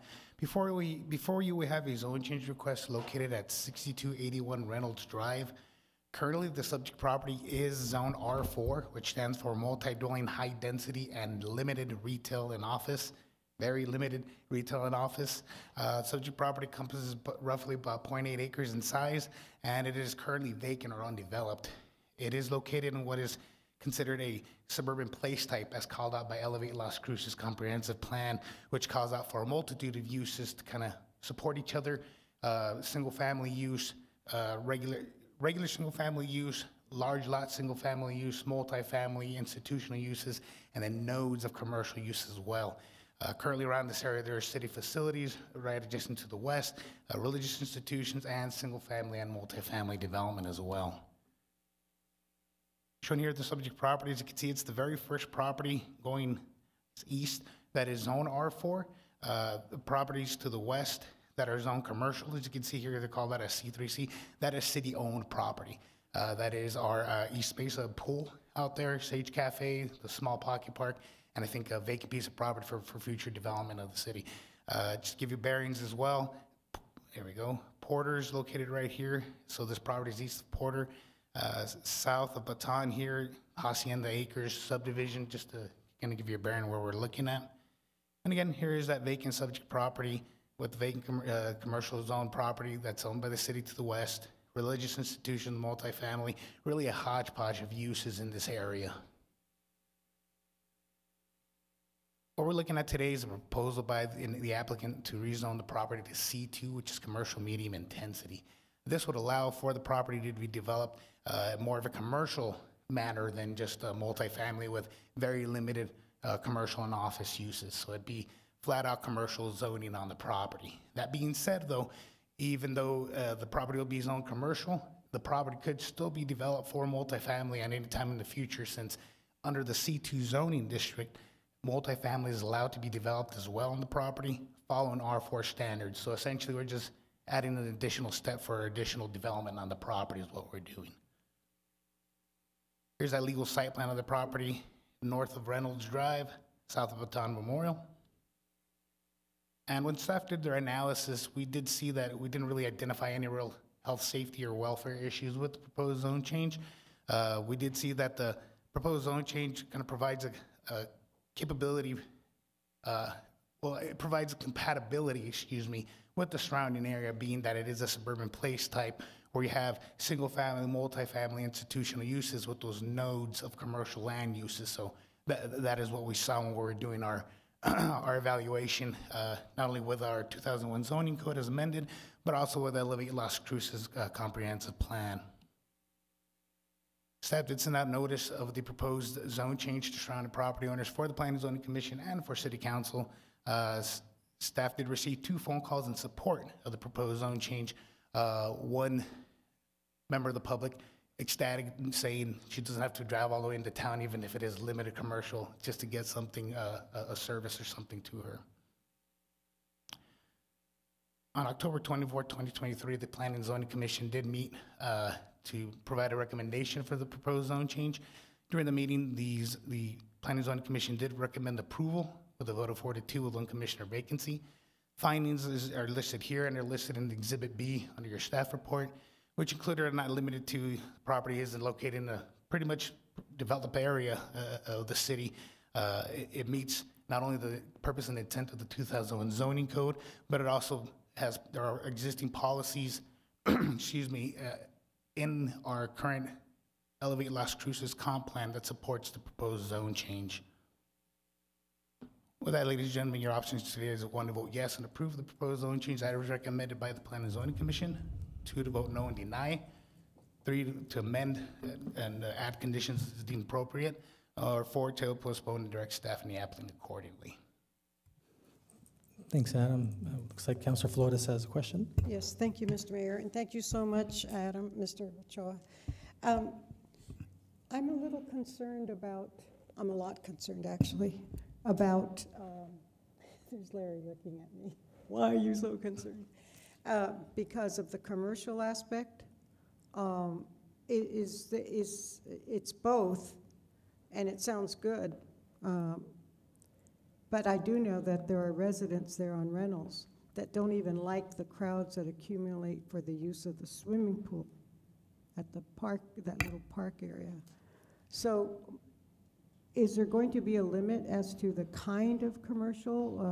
I don't understand the zoning, whether commercial, and how many acres is that?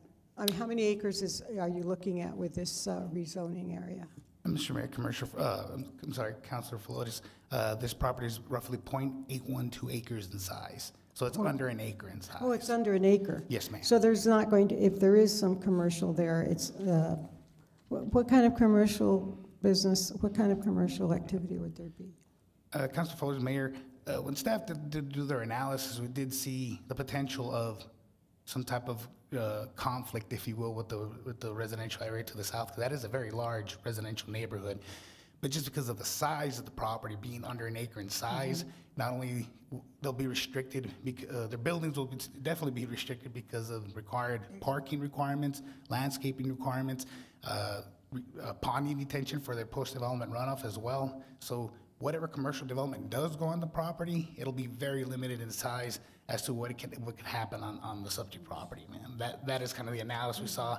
On top of that, it'd be a welcome actual commercial use or zone in the area. That's very true, because there isn't anything there. And I know that in having conversations with constituents there, and the bus service isn't great either, unless it's improved. I don't know. But back, I guess, a couple of years ago, they were complaining about having to go into town anytime they had to do anything. So I hope that that small area provides the housing that we need, and hopefully it'll be affordable. I mean, you know, whatever that means these days. But, and then, yeah, the limited commercial aspect as well.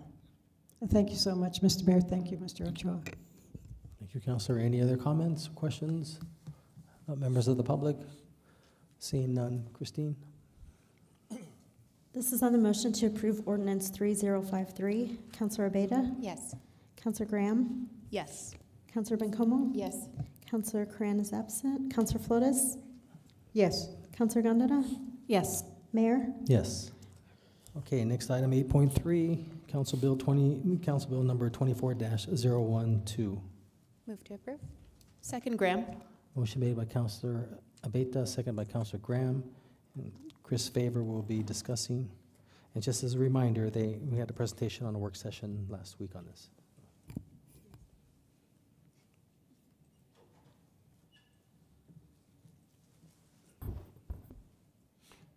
Good afternoon, Mayor, Council. I'm just trying to find it here.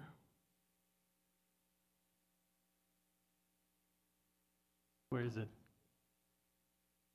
Oh, sorry. Off to a great start. All right, Mayor, Council, Chris Favor, Economic Development for the record. I also have with me John Sepp from 828 Studios in case you guys have any questions for them as well. Today, we will be talking about amending the LEDA agreement between the state, the city, and 828 Productions. Last week, we saw a presentation from 828 talking about what their current efforts are and what their future plans are, but just a real quick recap. So 828 was established in 2019. They did move their headquarters to Las Cruces in 2022. To date, they financed 15 films with the total budget spend of over $50 million. But as we saw in their presentation last week, they are projecting several new films with budgets upward of $70 million. 828 Productions provides comprehensive administrative, financial, production services, as well as content creation assistance. So just to recap the current LEDA agreement that is in place, it was adopted by City Council in March. It includes $3 million from the state of New Mexico with benchmarks in certificates of occupancy, job creation, and film production spend. Part of that first round was about $900,000 from the city of Las Cruces capital outlay, and those were funds that were earmarked specifically for cinematic infrastructure, and which we'll talk more about with the rest of this presentation. Those funds went to rehab roads on the studio campus, as well as multiple parking lots on the campus. To recap briefly, the cinematic infrastructure fund, so in 2015, those funds were set aside specific for cinematic infrastructure.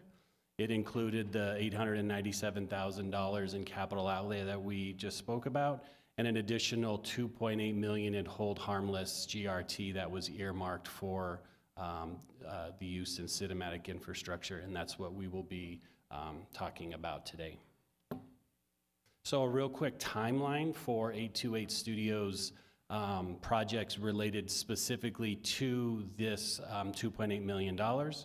Those funds will go to soundstage, mills, office space, secure storage, parking, and post-production facilities. The completion date for those projects is December 31st of 2024, and I know there's a lot of their pending productions are dependent on a lot of these improvements. From 2023 to 2029, they're projected, and in their LEDA accounts for 100 full-time jobs.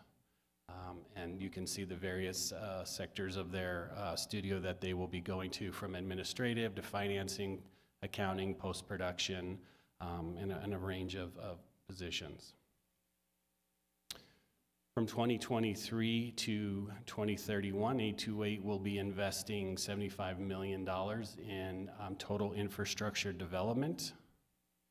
And during that same time, their LEDA calls for $350 million in production spend here in Las Cruces. And here's just a breakdown of the various jobs that are included in the LEDA, the different facilities that they'll be involved in, and the average salary, which is $75,150. So specific to what they will be using these LEDA funds for, here's just a rendering of the campus. And then here's overhead shots of the various areas, the three different properties, and off of down by the Cotton Gin, and then the church property right behind the plaza. So specifically, the property on Hainer, work with this $2.8 million will go towards designing and engineering, repairs to the roof, exterior, interior, water tower repairs, landscaping, and utility work. Specific to the Compress property, fencing, gate wall repairs, gin building repairs, landscape, interior remodel, utilities, exterior maintenance, and property security and cleanup. At the Miranda property, again, engineering and design work, HVAC, solar, landscaping, and then interior and exterior remodeling. And lastly, the 100 South Church Street, which again is the building right behind the plaza stage, design engineer work, plumbing, HVAC, landscaping, interior and exterior remodeling. And this is just a breakdown of the specific amounts from the current 2.8 and which of the projects and the amounts that they will be going to. And with that, here are your options, and I'm available for questions, as well as John from 828 Productions. Thanks, Chris. Questions? So, Chris, can you tell us again, or John, what the name of that movie that Liam Neeson is coming? So, do you remember that movie? I So- don't know okay, so specifically, but are you looking for a cameo? Is that what we're No. getting at? Well, I'm gonna tell my wife. So that's our favorite actor. Oh, John's right behind you. So.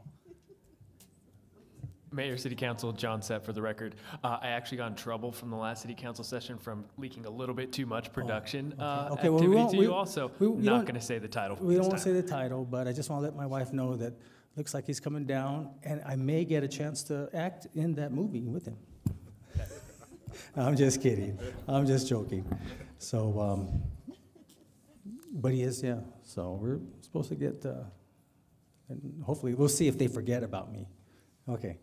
If there's any questions or comments from the members of the public? Okay, seeing none. Christine? So you called it, huh? I did. Okay, sure. This is on the motion to approve ordinance 3054. Counselor Beta? Yes. Counselor Graham? Yes. Counselor Bencomo? Yes. Counselor Cran is absent. Counselor Flores? Yes. Counselor Gondeta? Yes. And Mayor? Yes. Okay, it looks like board appointments, we have none. Notice of proposed ordinances.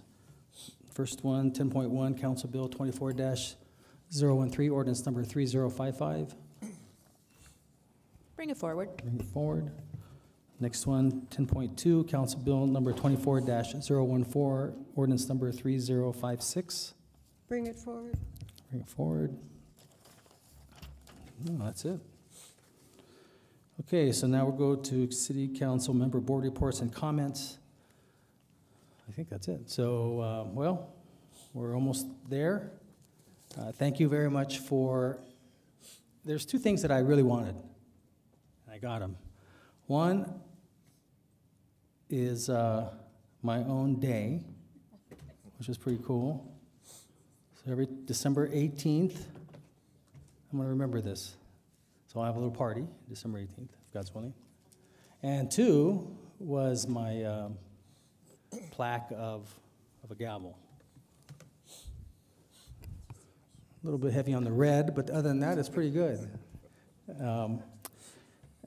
So I already talked a little bit about Mayor Pro Tem and Councilor Beta.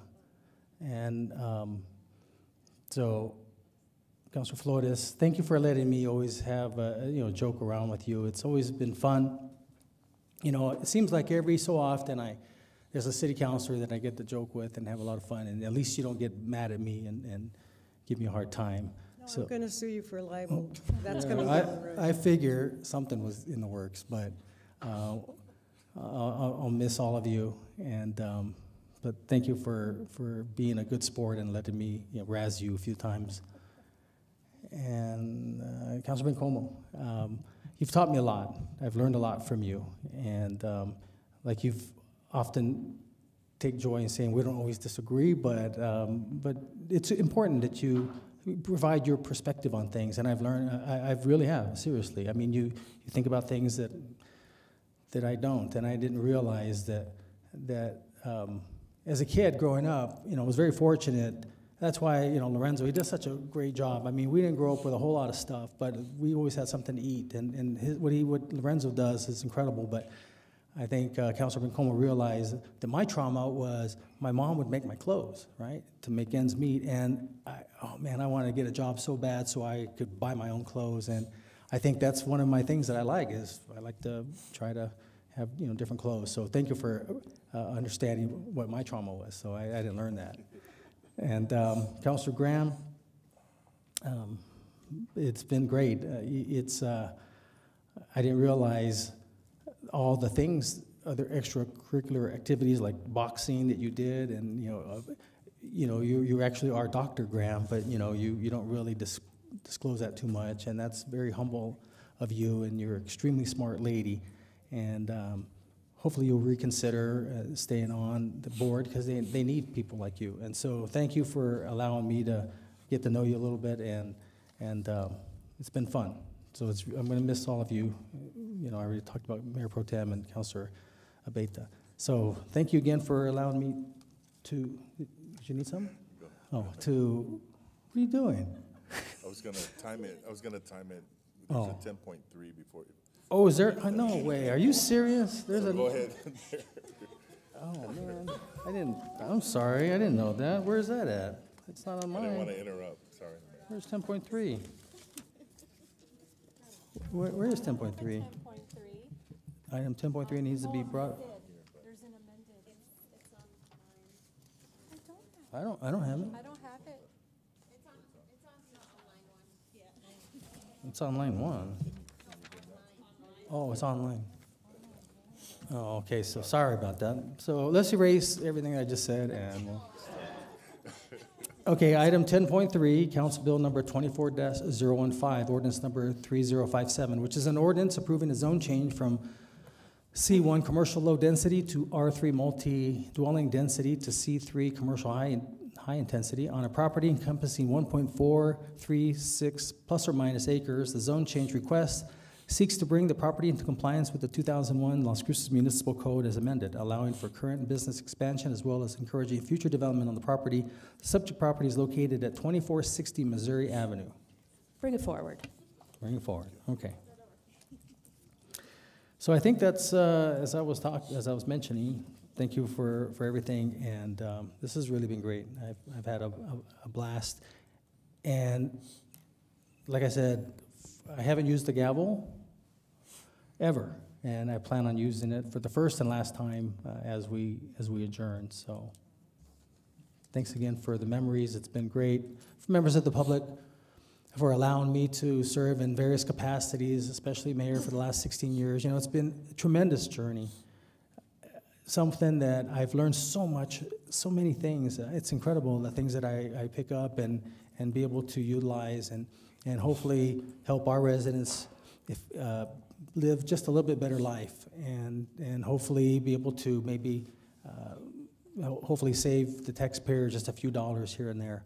But nonetheless, we've got a great team here, and there's a reason why the terms are staggered every 2 years, so that you have that experience and that not just camaraderie, but that the experience to continue to run the city as they do. And of course, you've got a very capable manager in Ifo Pili and his management team, Ikani and Sonia and Barbara and all the other department heads that make this city work. This is a big organization, and there's a lot of things that go on, but they get it done. And as you heard some of the accolades, and I can't take a lot of credit for this, but it's our team, and that team is comprised of the 1,600 plus employees that go to work and make our city the great city that it is in New Mexico. So thank you very much for allowing me to have that little bit of time, and 16 years, which is, it does go by fast.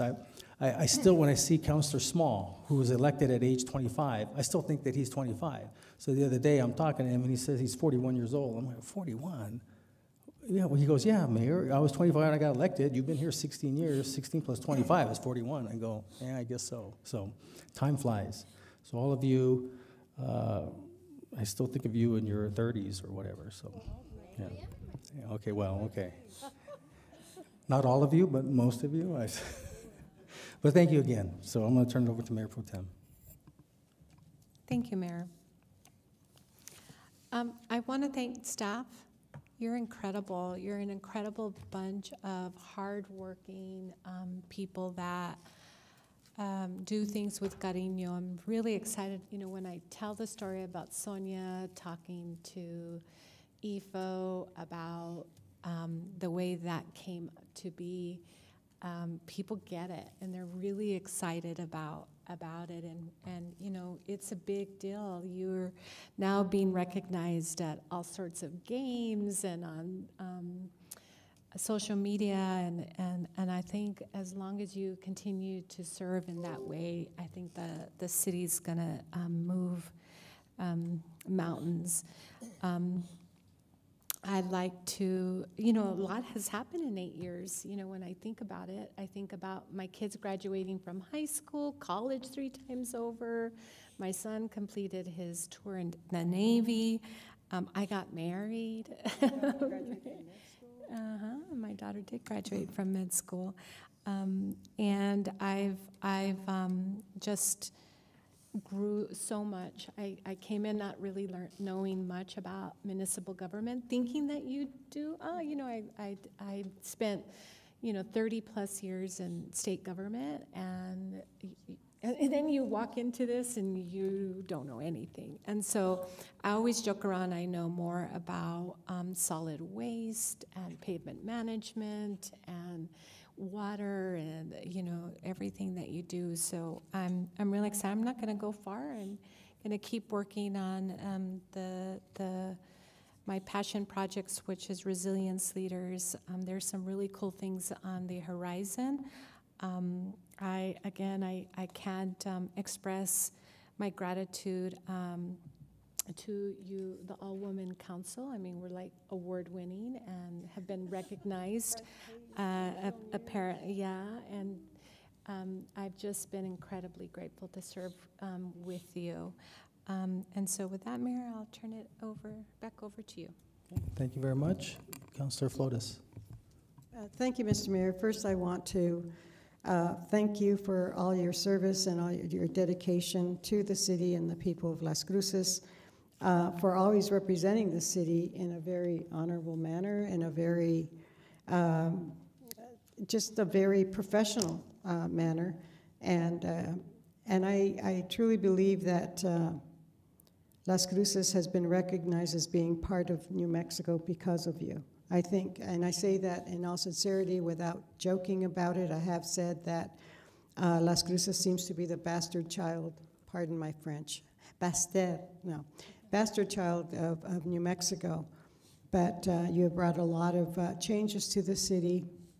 And you have, I've said this before, and my mother said this to you too, I believe, that you were a lot like my dad when he was mayor of Santa Fe Springs, population maybe 13,000 on a good day. But you're quite affable, and you're very calm about things. You're very fair about everything.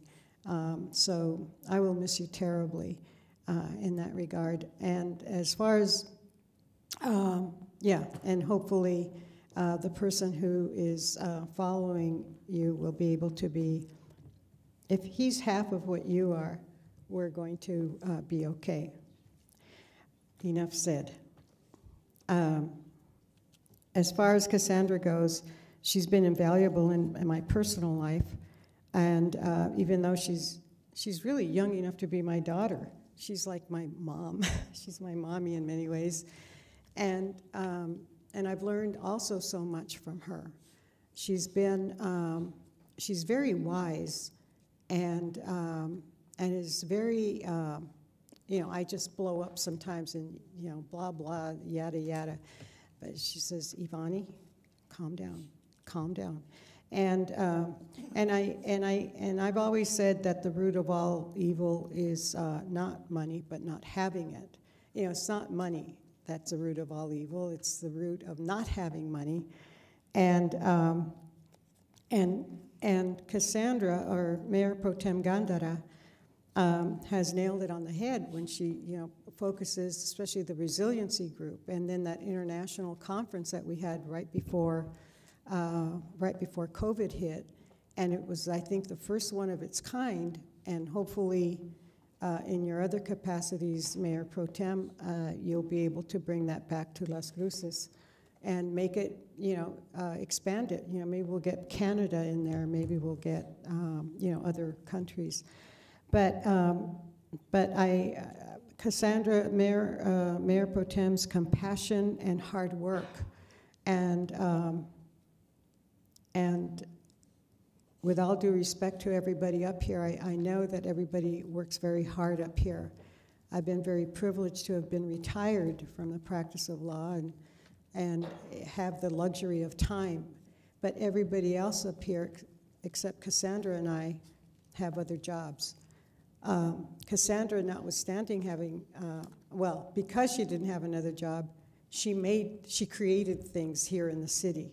We have a lot of programs that wouldn't exist without her, and as I say, she's really been a mentor to me, and I'll miss her terribly. I'll also miss the mayor terribly. But every woman up here is just such a dynamite body, and it's wonderful for people. The press and even in New Mexico thought that we were all woman council, but in fact we did have a man, Mr. Mayor, because he's part of the city council. He's not, like that. Some mayors are separate from city council, but and I'm going to miss Tessa terribly, another very hardworking counselor. She too brought a lot of energy, and I'm in awe of her. I was a working mother, but I had the luxury of not having to work when my kids were young. And when Gordon, my youngest, started first grade, I went back into the, back to work. But so Tessa is really amazing and should be a role model for many people in her dedication to so many areas. As far as working these last years, somehow the 4 year it has been, the 4 years have kind of like every time we have an election, it's like a landmark event. And I met Joanna through Café or through somebody, right? Somehow, Angelica probably. And I remember talking to her, and I locked my keys in my trunk because I was trying to rescue a little dog. So I thought I always carry, remember? I always carry biscuits when I see dogs because I've rescued about 6 dogs since I've been in Las Cruces. I mean, I pick them up, put them in my car, drive around, knock on doors, and finally meet, so I've returned at least 6, maybe 7 dogs. And that one I was running after, but the little guy got away from me, or the little girl. And when I took the biscuits out of the trunk, I left my keys in the trunk. And fortunately, Joanna was going by. I go, I need a ride home. And she's talking and all that, and Alex was with us. And I said, have you ever thought of running for office? And she says, oh, yeah. And I go, oh, that's great. We need young people, city council. No, I'm going to run for Congress. I'm going, whoa, Nellie. So anyway, hope to see you. And not as, I don't take it as a compliment that you're an AOC. You're above that. Above that. I mean, you're better than that. No, I mean, she's wonderful and everything, but anyway, you're unique. And I'm really impressed by Dr. Graham, who is definitely to be admired. Wait a minute, I'm a JD, so I have a doctorate too. So, but actually, JDs really don't count. I mean, a real lawyer will never call herself a doctor. We just don't do that. I don't know, just kind of a creed or a code or something. But anyway, it's been delightful. And then Becky Corin, absolutely. But everybody on the city council is absolutely brilliant. And forget the brain, well, no, the brains are very important, but everybody up here has a real heart. I mean, it's just wonderful to always be thinking about the people. I know a lot of our constituents aren't happy, and when I get a nasty email, I just ask, when they say something nasty, I just say, you really should run for the next available open, seat on city council. In other words, walk a mile in my shoes. So I know I've gone on and on, but I just can't speak enough because it is the end of the year. It's the end of an era. And and the proof is in the pudding as to how dynamite we are. We have Ifo Pili, and And he has a fantastic assistant city man. Hey, where is Ikani? How dare he not be here today? Lo voy a regañar. So anyway, and then Sonia, you know, our assistant city man, and she is, I think she's the first woman to serve in that capacity. No? Well, she's the first woman I've served with, so.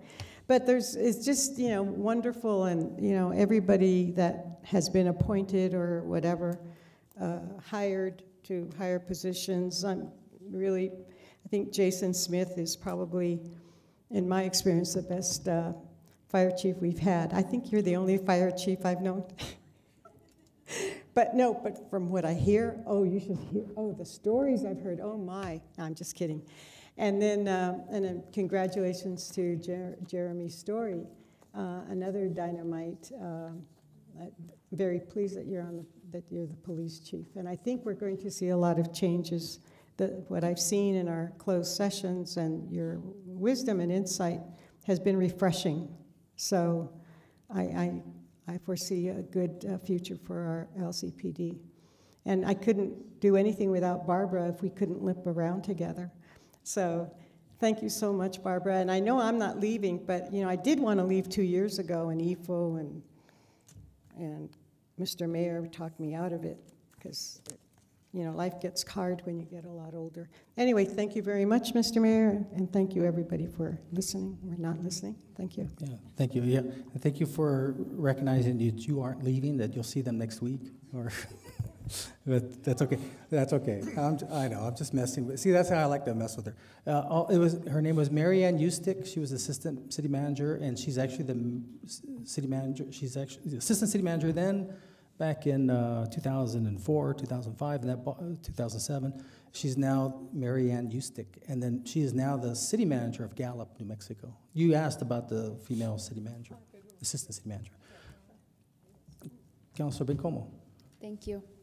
I just really quickly, before I get to some thank yous, to the gentleman that has come here twice to talk about a ceasefire, that I want to let him know that I wake up thinking about Gaza, that I go to sleep thinking about Gaza, and I appreciate his words. And if there is a community-led effort on something like this, I'd be more than willing to sit down with folks to talk about that, but really the advocacy should be with our members of Congress. But that I, really appreciate him coming to say those things. Anyway, I want to thank Judge Perea, our incredible city clerk, who it's her birthday today, by the way. And yes, and staff for planning our swearing-in ceremony today. Of course, I want to thank my family for joining me 4 years ago. My mom was at my swearing-in, and today it was my husband and my stepdaughter, so many things changed in 4 years. But I obviously, want to thank the public and District 4 for their trust in me for 4 more years, and I promise to do my best, to continue doing my best. Mayor, I know that we don't often see eye to eye on things, but we're both here because we go through the same process to be up on this dais, and I have tremendous respect for you for being in this business of politics that ultimately is just about people. Politics is about people, and you've done it for a very long time, and you've done it well even when it's not easy. So thank you for all of your years of being a public servant and doing it well. Councilor Abeyta and I came on together, and it was just the two of us 4 years ago, and we sort of learned how to do this job together through COVID, and for that I will always be grateful for that time, and will always cherish our long talks and just figuring out how to do this crazy job. And so thank you for everything. Mayor Pro Tem Gandara Cassandra, I think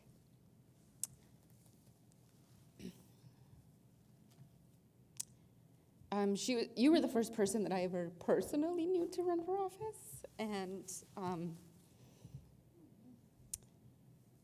you've just made a very big impact on my life as a fellow social worker and as my friend, and I just really want to thank you for everything and for doing this job with a lot of grace. And, you know, I'm sure I'll see you around. Plenty, actually. We better, anyway. I do just want to wrap up, though, by saying that, you know, upstairs on the 3rd floor, there is a wall of mayors, a wall of men, of all the men that have been mayor in the history of Las Cruces. And really, that's the history of this country. The biggest office, the highest office of the land has the same wall, if you think about it. And that is just really the history of this country. And we have a long, long way to go for equity, for women in politics and other historically marginalized people. But also, if you look at the opposing wall, as it stands there today and for a couple of more weeks, you will see an all-women city council. And I will always be incredibly honored to have been part of making history with all of you. Oh, you all know I'm a Chillona, so it was bound to happen. But I am incredibly honored to have been part of making history with all of you, and that is something that no one will be able to take away from us. So thank you. Thank you, Councilor Bencomo. Before I get to Councilor Graham, you just reminded me of something. So Ifo, I don't know where my original picture went, okay, when I was first elected, but you guys are putting my current picture, which, you know, I'm 16 years older. So can you put the original one? Because all those mayors were their original picture when they got elected, not what they looked like when they left, okay, when they started, please. So thank you for reminding me about that. Not that you did on purpose. Councilor Graham. We can check with the police department and see if they have age regression technology. Like, you know, when there's like somebody missing and they're like, here's how they'd look at 70. We'll see if we can back you up. No, I'm good. Just I don't know where my other picture went. Okay. You know, and we'll track that yeah, down. and then so. Well, before I get to my hearts and guts thank yous and goodbyes, just a couple of notes. I had a really great time at Lynn Middle School last week for a student-led brainstorming session for how they're going to improve their courtyards. It's one of those schools that was built when a courtyard was all the rage. You have this big space in the middle of the school. And it was great. The students led the day, and it was a really great exercise. I had a wonderful time. Many thanks to all those who turned up for the Valley View Park Reimagining meeting on December 7th.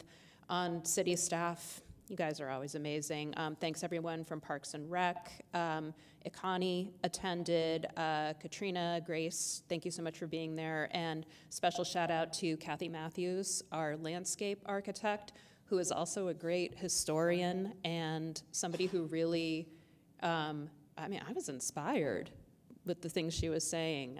So she was a really great convener for that meeting, and especially to all the members of the district and the public who came out to tell us what Valley View Park needs to be.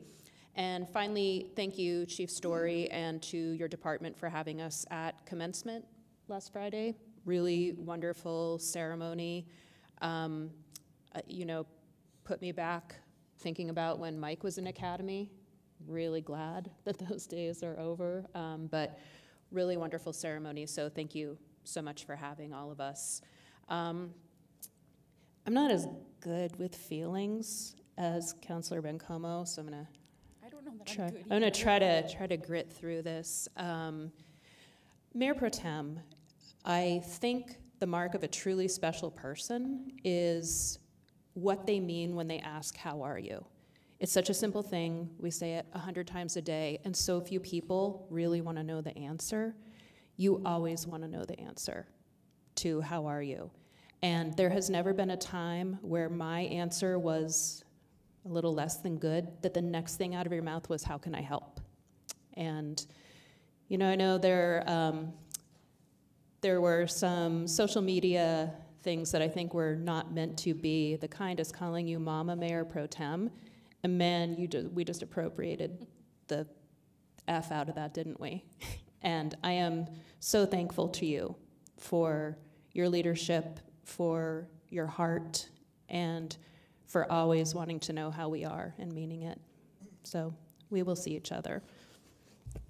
Councilor Abeyta, thank you for translating your experience of coming in as a new councilor and feeling a little unmoored into making the orientation process for myself and Councilor Coran so much more rigorous, for making sure that I came up on the dais the first time knowing what was gonna happen, even though we were still like 6 feet apart, for always having my back on procedure, and for dragging me, often not in the best frame of mind, to public events that, like, I know I need to go more. But you were so lovely about making this introvert look just a little more friendly, and obviously we're gonna be crossing paths with you in a new role, and can't wait to see what happens, so thank you. And I'm going to tell a story about Mayor. And and this story is not from when I was a counselor, but from when I was a constituent. And I realized I am still your constituent. It's something I'm still, you are still my mayor, not just my colleague up here on the dais.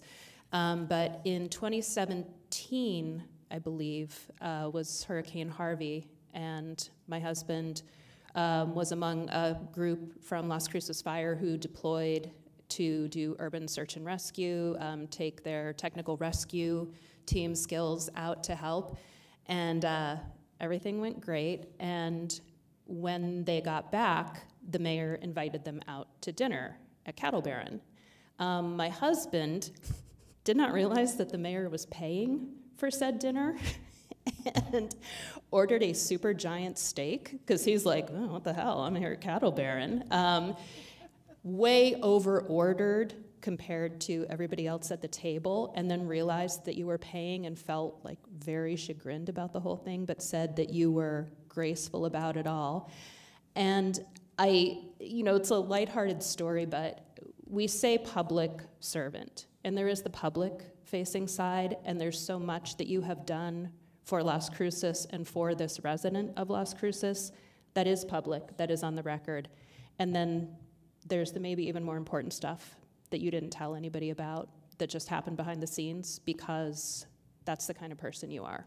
So thank you for many years of service, for everything you've done that we've seen, and for everything you did behind the scenes that is just as important. So that's all I got. Thank you, Mayor.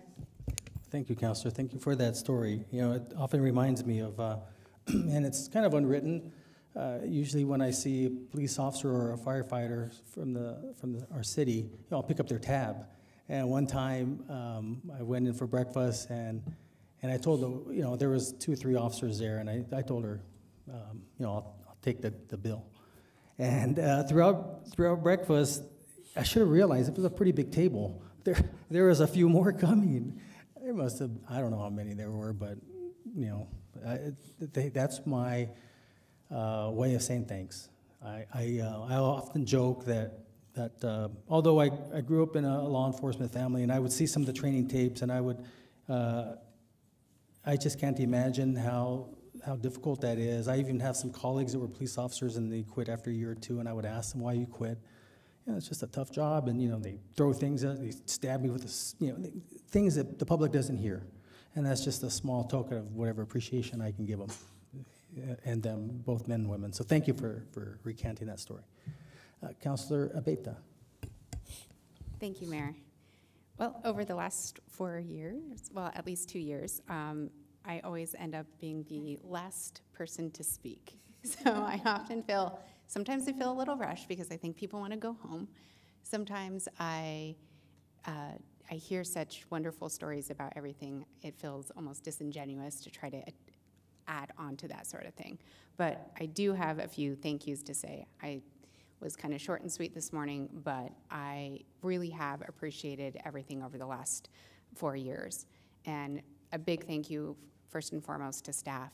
Mr. Peely, you have such a wonderful team. I know one of our biggest decisions that we had coming in was to hire a new city manager, and if that was the only decision I ever made in those 4 years, I would have been happy and pleased with my term just with that one decision. So thank you for your service. Thank you, Mayor, for being available and so responsive from the very start. I know when we got on, you wanted to make sure that we were educated about kind of the history, and I really value that. For as a new counselor, there is much to be learned from the past. Parameters change, and sometimes you can adapt and try things out again or do something new, but it is really nice to have that, and I've always appreciated your expertise in those areas. Mayor Pro Tem, thank you for your compassion. I know that it's been said before, but you are the first one to have the questions of how are you, what can I do, and how can I help? And even through the last 4 months, you have been right there asking those same questions and checking in, and I so value that and honor it and respect that. I'm so excited to be able to have you in my life, and I'm very appreciated, so thank you. Yvonne, thank you. I want to say thank you. You were one of the first ones to come up and really latch on not only to me, but to make sure that my children were valued and saved, and you became one of our marked safety people right away for the kids to go to. And I appreciate all of your care and support over the last few years. It's meant a lot and has been not only something that I've been able to cherish, but for my family as well. So thank you. Councilor Pincomo, like I said, 4 years. We started in at a very interesting time, a pandemic 3 months in, and from it, we've had to navigate and find our paths. And I am so excited to see the path that you've worked on and are leading in, and I'm excited for the new path that I'm going to go on as well. So thank you for your care, and very excited to see the future. Councilor Becky. The day you walked in, I know I walked in your office and we sat down and had probably way more of an intense conversation than we should have that first day, but it was wonderful. It was just wonderful, and I have appreciated your care. Thank you for letting me drag you along to events and for teaching me how to be tough as well, because that is something that I really value and honor, and I think strength is needed in many, many different ways, and you carry it not only outwardly, but inwardly too, in a way that I hope that I do in the future. I have a new pathway, and I want to say thank you to Councilor Graham and Chief Story, who were present today as I was sworn in for my new position.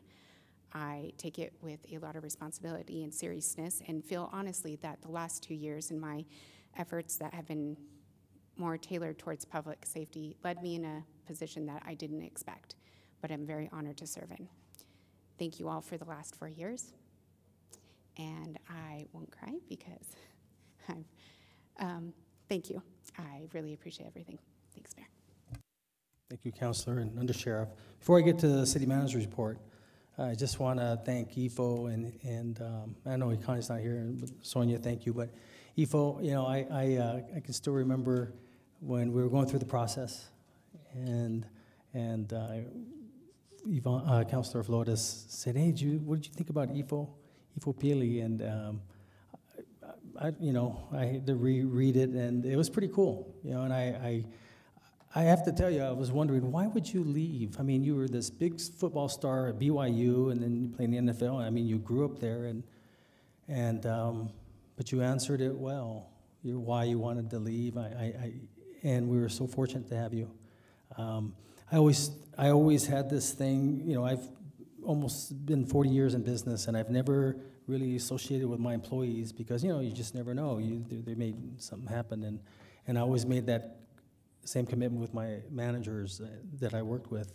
But sometimes I cross the line and really think of you as a friend, even though, you know,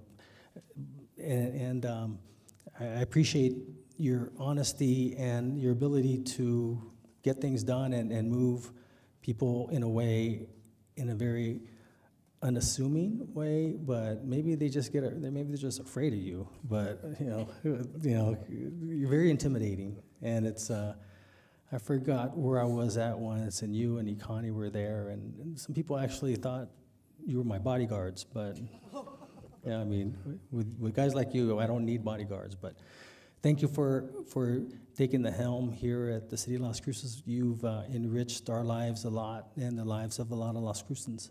So we'll stay in touch. And I told Ifo, I said, listen, I'm not looking for a job here, but if you guys need me to help out a little bit from here and there for free, I'll do it. But maybe after a little while, okay? Give me a few months to kind of relax and take a siesta. But thank you very much, Ifo, for all that you do and the team that you've comprised.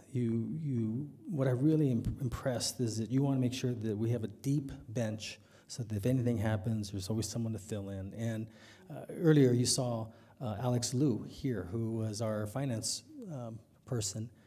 And I jokingly said, you're taking everybody over, but no, you always seem to make sure our team runs with Leanne and her team. It just, finance is that's like the heart of the city that has to be strong. And because without that, we can't pay bills, we can't pay employees, we can't do anything. And you somehow make it work. So thank you very much for all that you do. So, City Manager's report. Mayor, Council, if I may, I really told all our staff that nothing comes on the agenda presented unless it's really important. And so I don't think anybody sent me anything to report because we knew that this would be really an important meeting for us to reflect. Also, as a city manager, I always feel hesitant to speak unless spoken to in this setting because this isn't my meeting. This is for the people that were elected by the people, and so if you'll forgive my indulgence, if I may just express my gratitude to all of you, and specifically those of you that are leaving us. I joked with Councilor, I think maybe with all of you, it's kind of a bait and switch. You guys, just about everybody that hired me is now leaving, and I got a couple left, but I just want to thank you, especially Mayor Pro Tem, Councilor Beta, thank you for your trust in me, thank you for your service. I have a unique front row seat with all of you that many people don't get to, the public certainly doesn't get to, and I know very few in the staff get to have this front row seat with you. I get to hear about what you really feel is important. I get to hear about your desires and your wants for the city. I get to see you work. I get to see you stress. That sometimes doesn't come out to everybody, but I just want to say that, and I can speak on behalf of the staff as well. Thank you so much for everything that you've done for the city, but especially for my staff. We've made a lot of changes over the past few years and moving the needle, making this a place where people want to work, and with benefits and insurance, but that all comes from you. It comes from being able to, at the end of the day, you're the ones who approve that. You're the ones who set that vision from the very beginning. And so I just want to thank you for allowing me to carry out that vision, the vision that you've set as a council from the very beginning. I knew exactly where you stood when I first came in with all my meetings with all of you. And I really appreciate and thank you. In Samoa, there's on every government building, there's a saying, and it's "Oleala ilipule ole kaukua," and it means the road to leadership is through service. And the reason why that's important in Samoa is because it's one of the only Polynesian nations that you're not made a chief just out of blood. You actually have to serve, and your village has to accept you. And so why that's so important. It's on every government sign, license plates. And I just know that the reason why I share that is I know you exemplify that. I know that your leadership is only because you serve, and you're respected because of your service that you've given and rendered to the city of Las Cruces. But like I said, if you forgive my indulgence, I will feel amiss if I didn't speak on behalf of our staff to thank you, especially for all that you've given us and all the opportunities that you've given us and the trust that you have in us and respect that you've given us. Mayor, you won't be forgotten. Mayor Pro Tem, Councilor Beta, you won't be forgotten. I can assure you of that. So thank you, Mayor. All right, before I do remember I told you I haven't used this gavel, but I would be remiss if I didn't at least recognize a couple, as it is, like, as I mentioned to you, sometimes it's I try not to cross the line and become too chummy with the manager, and much less with staff, right? And so I just want to quickly thank Christine for the great job that she does, but also for laughing all the time. If anything I say, she laughs. If I was a comedian, she would be front and center. And then also I see Sergio Ruiz out there. Almost never do I stop. I don't know. That's just maybe that's just a thing of me. I learned a long time ago. But Sergio, thank you for always letting me learn a little bit about you. In fact, he's going to be becoming Dr. Sergio Ruiz here soon himself. So thanks for all that you do and doing the resolutions and such. So okay, so I'm going to need a motion and a second to adjourn. So moved. Second by Flores.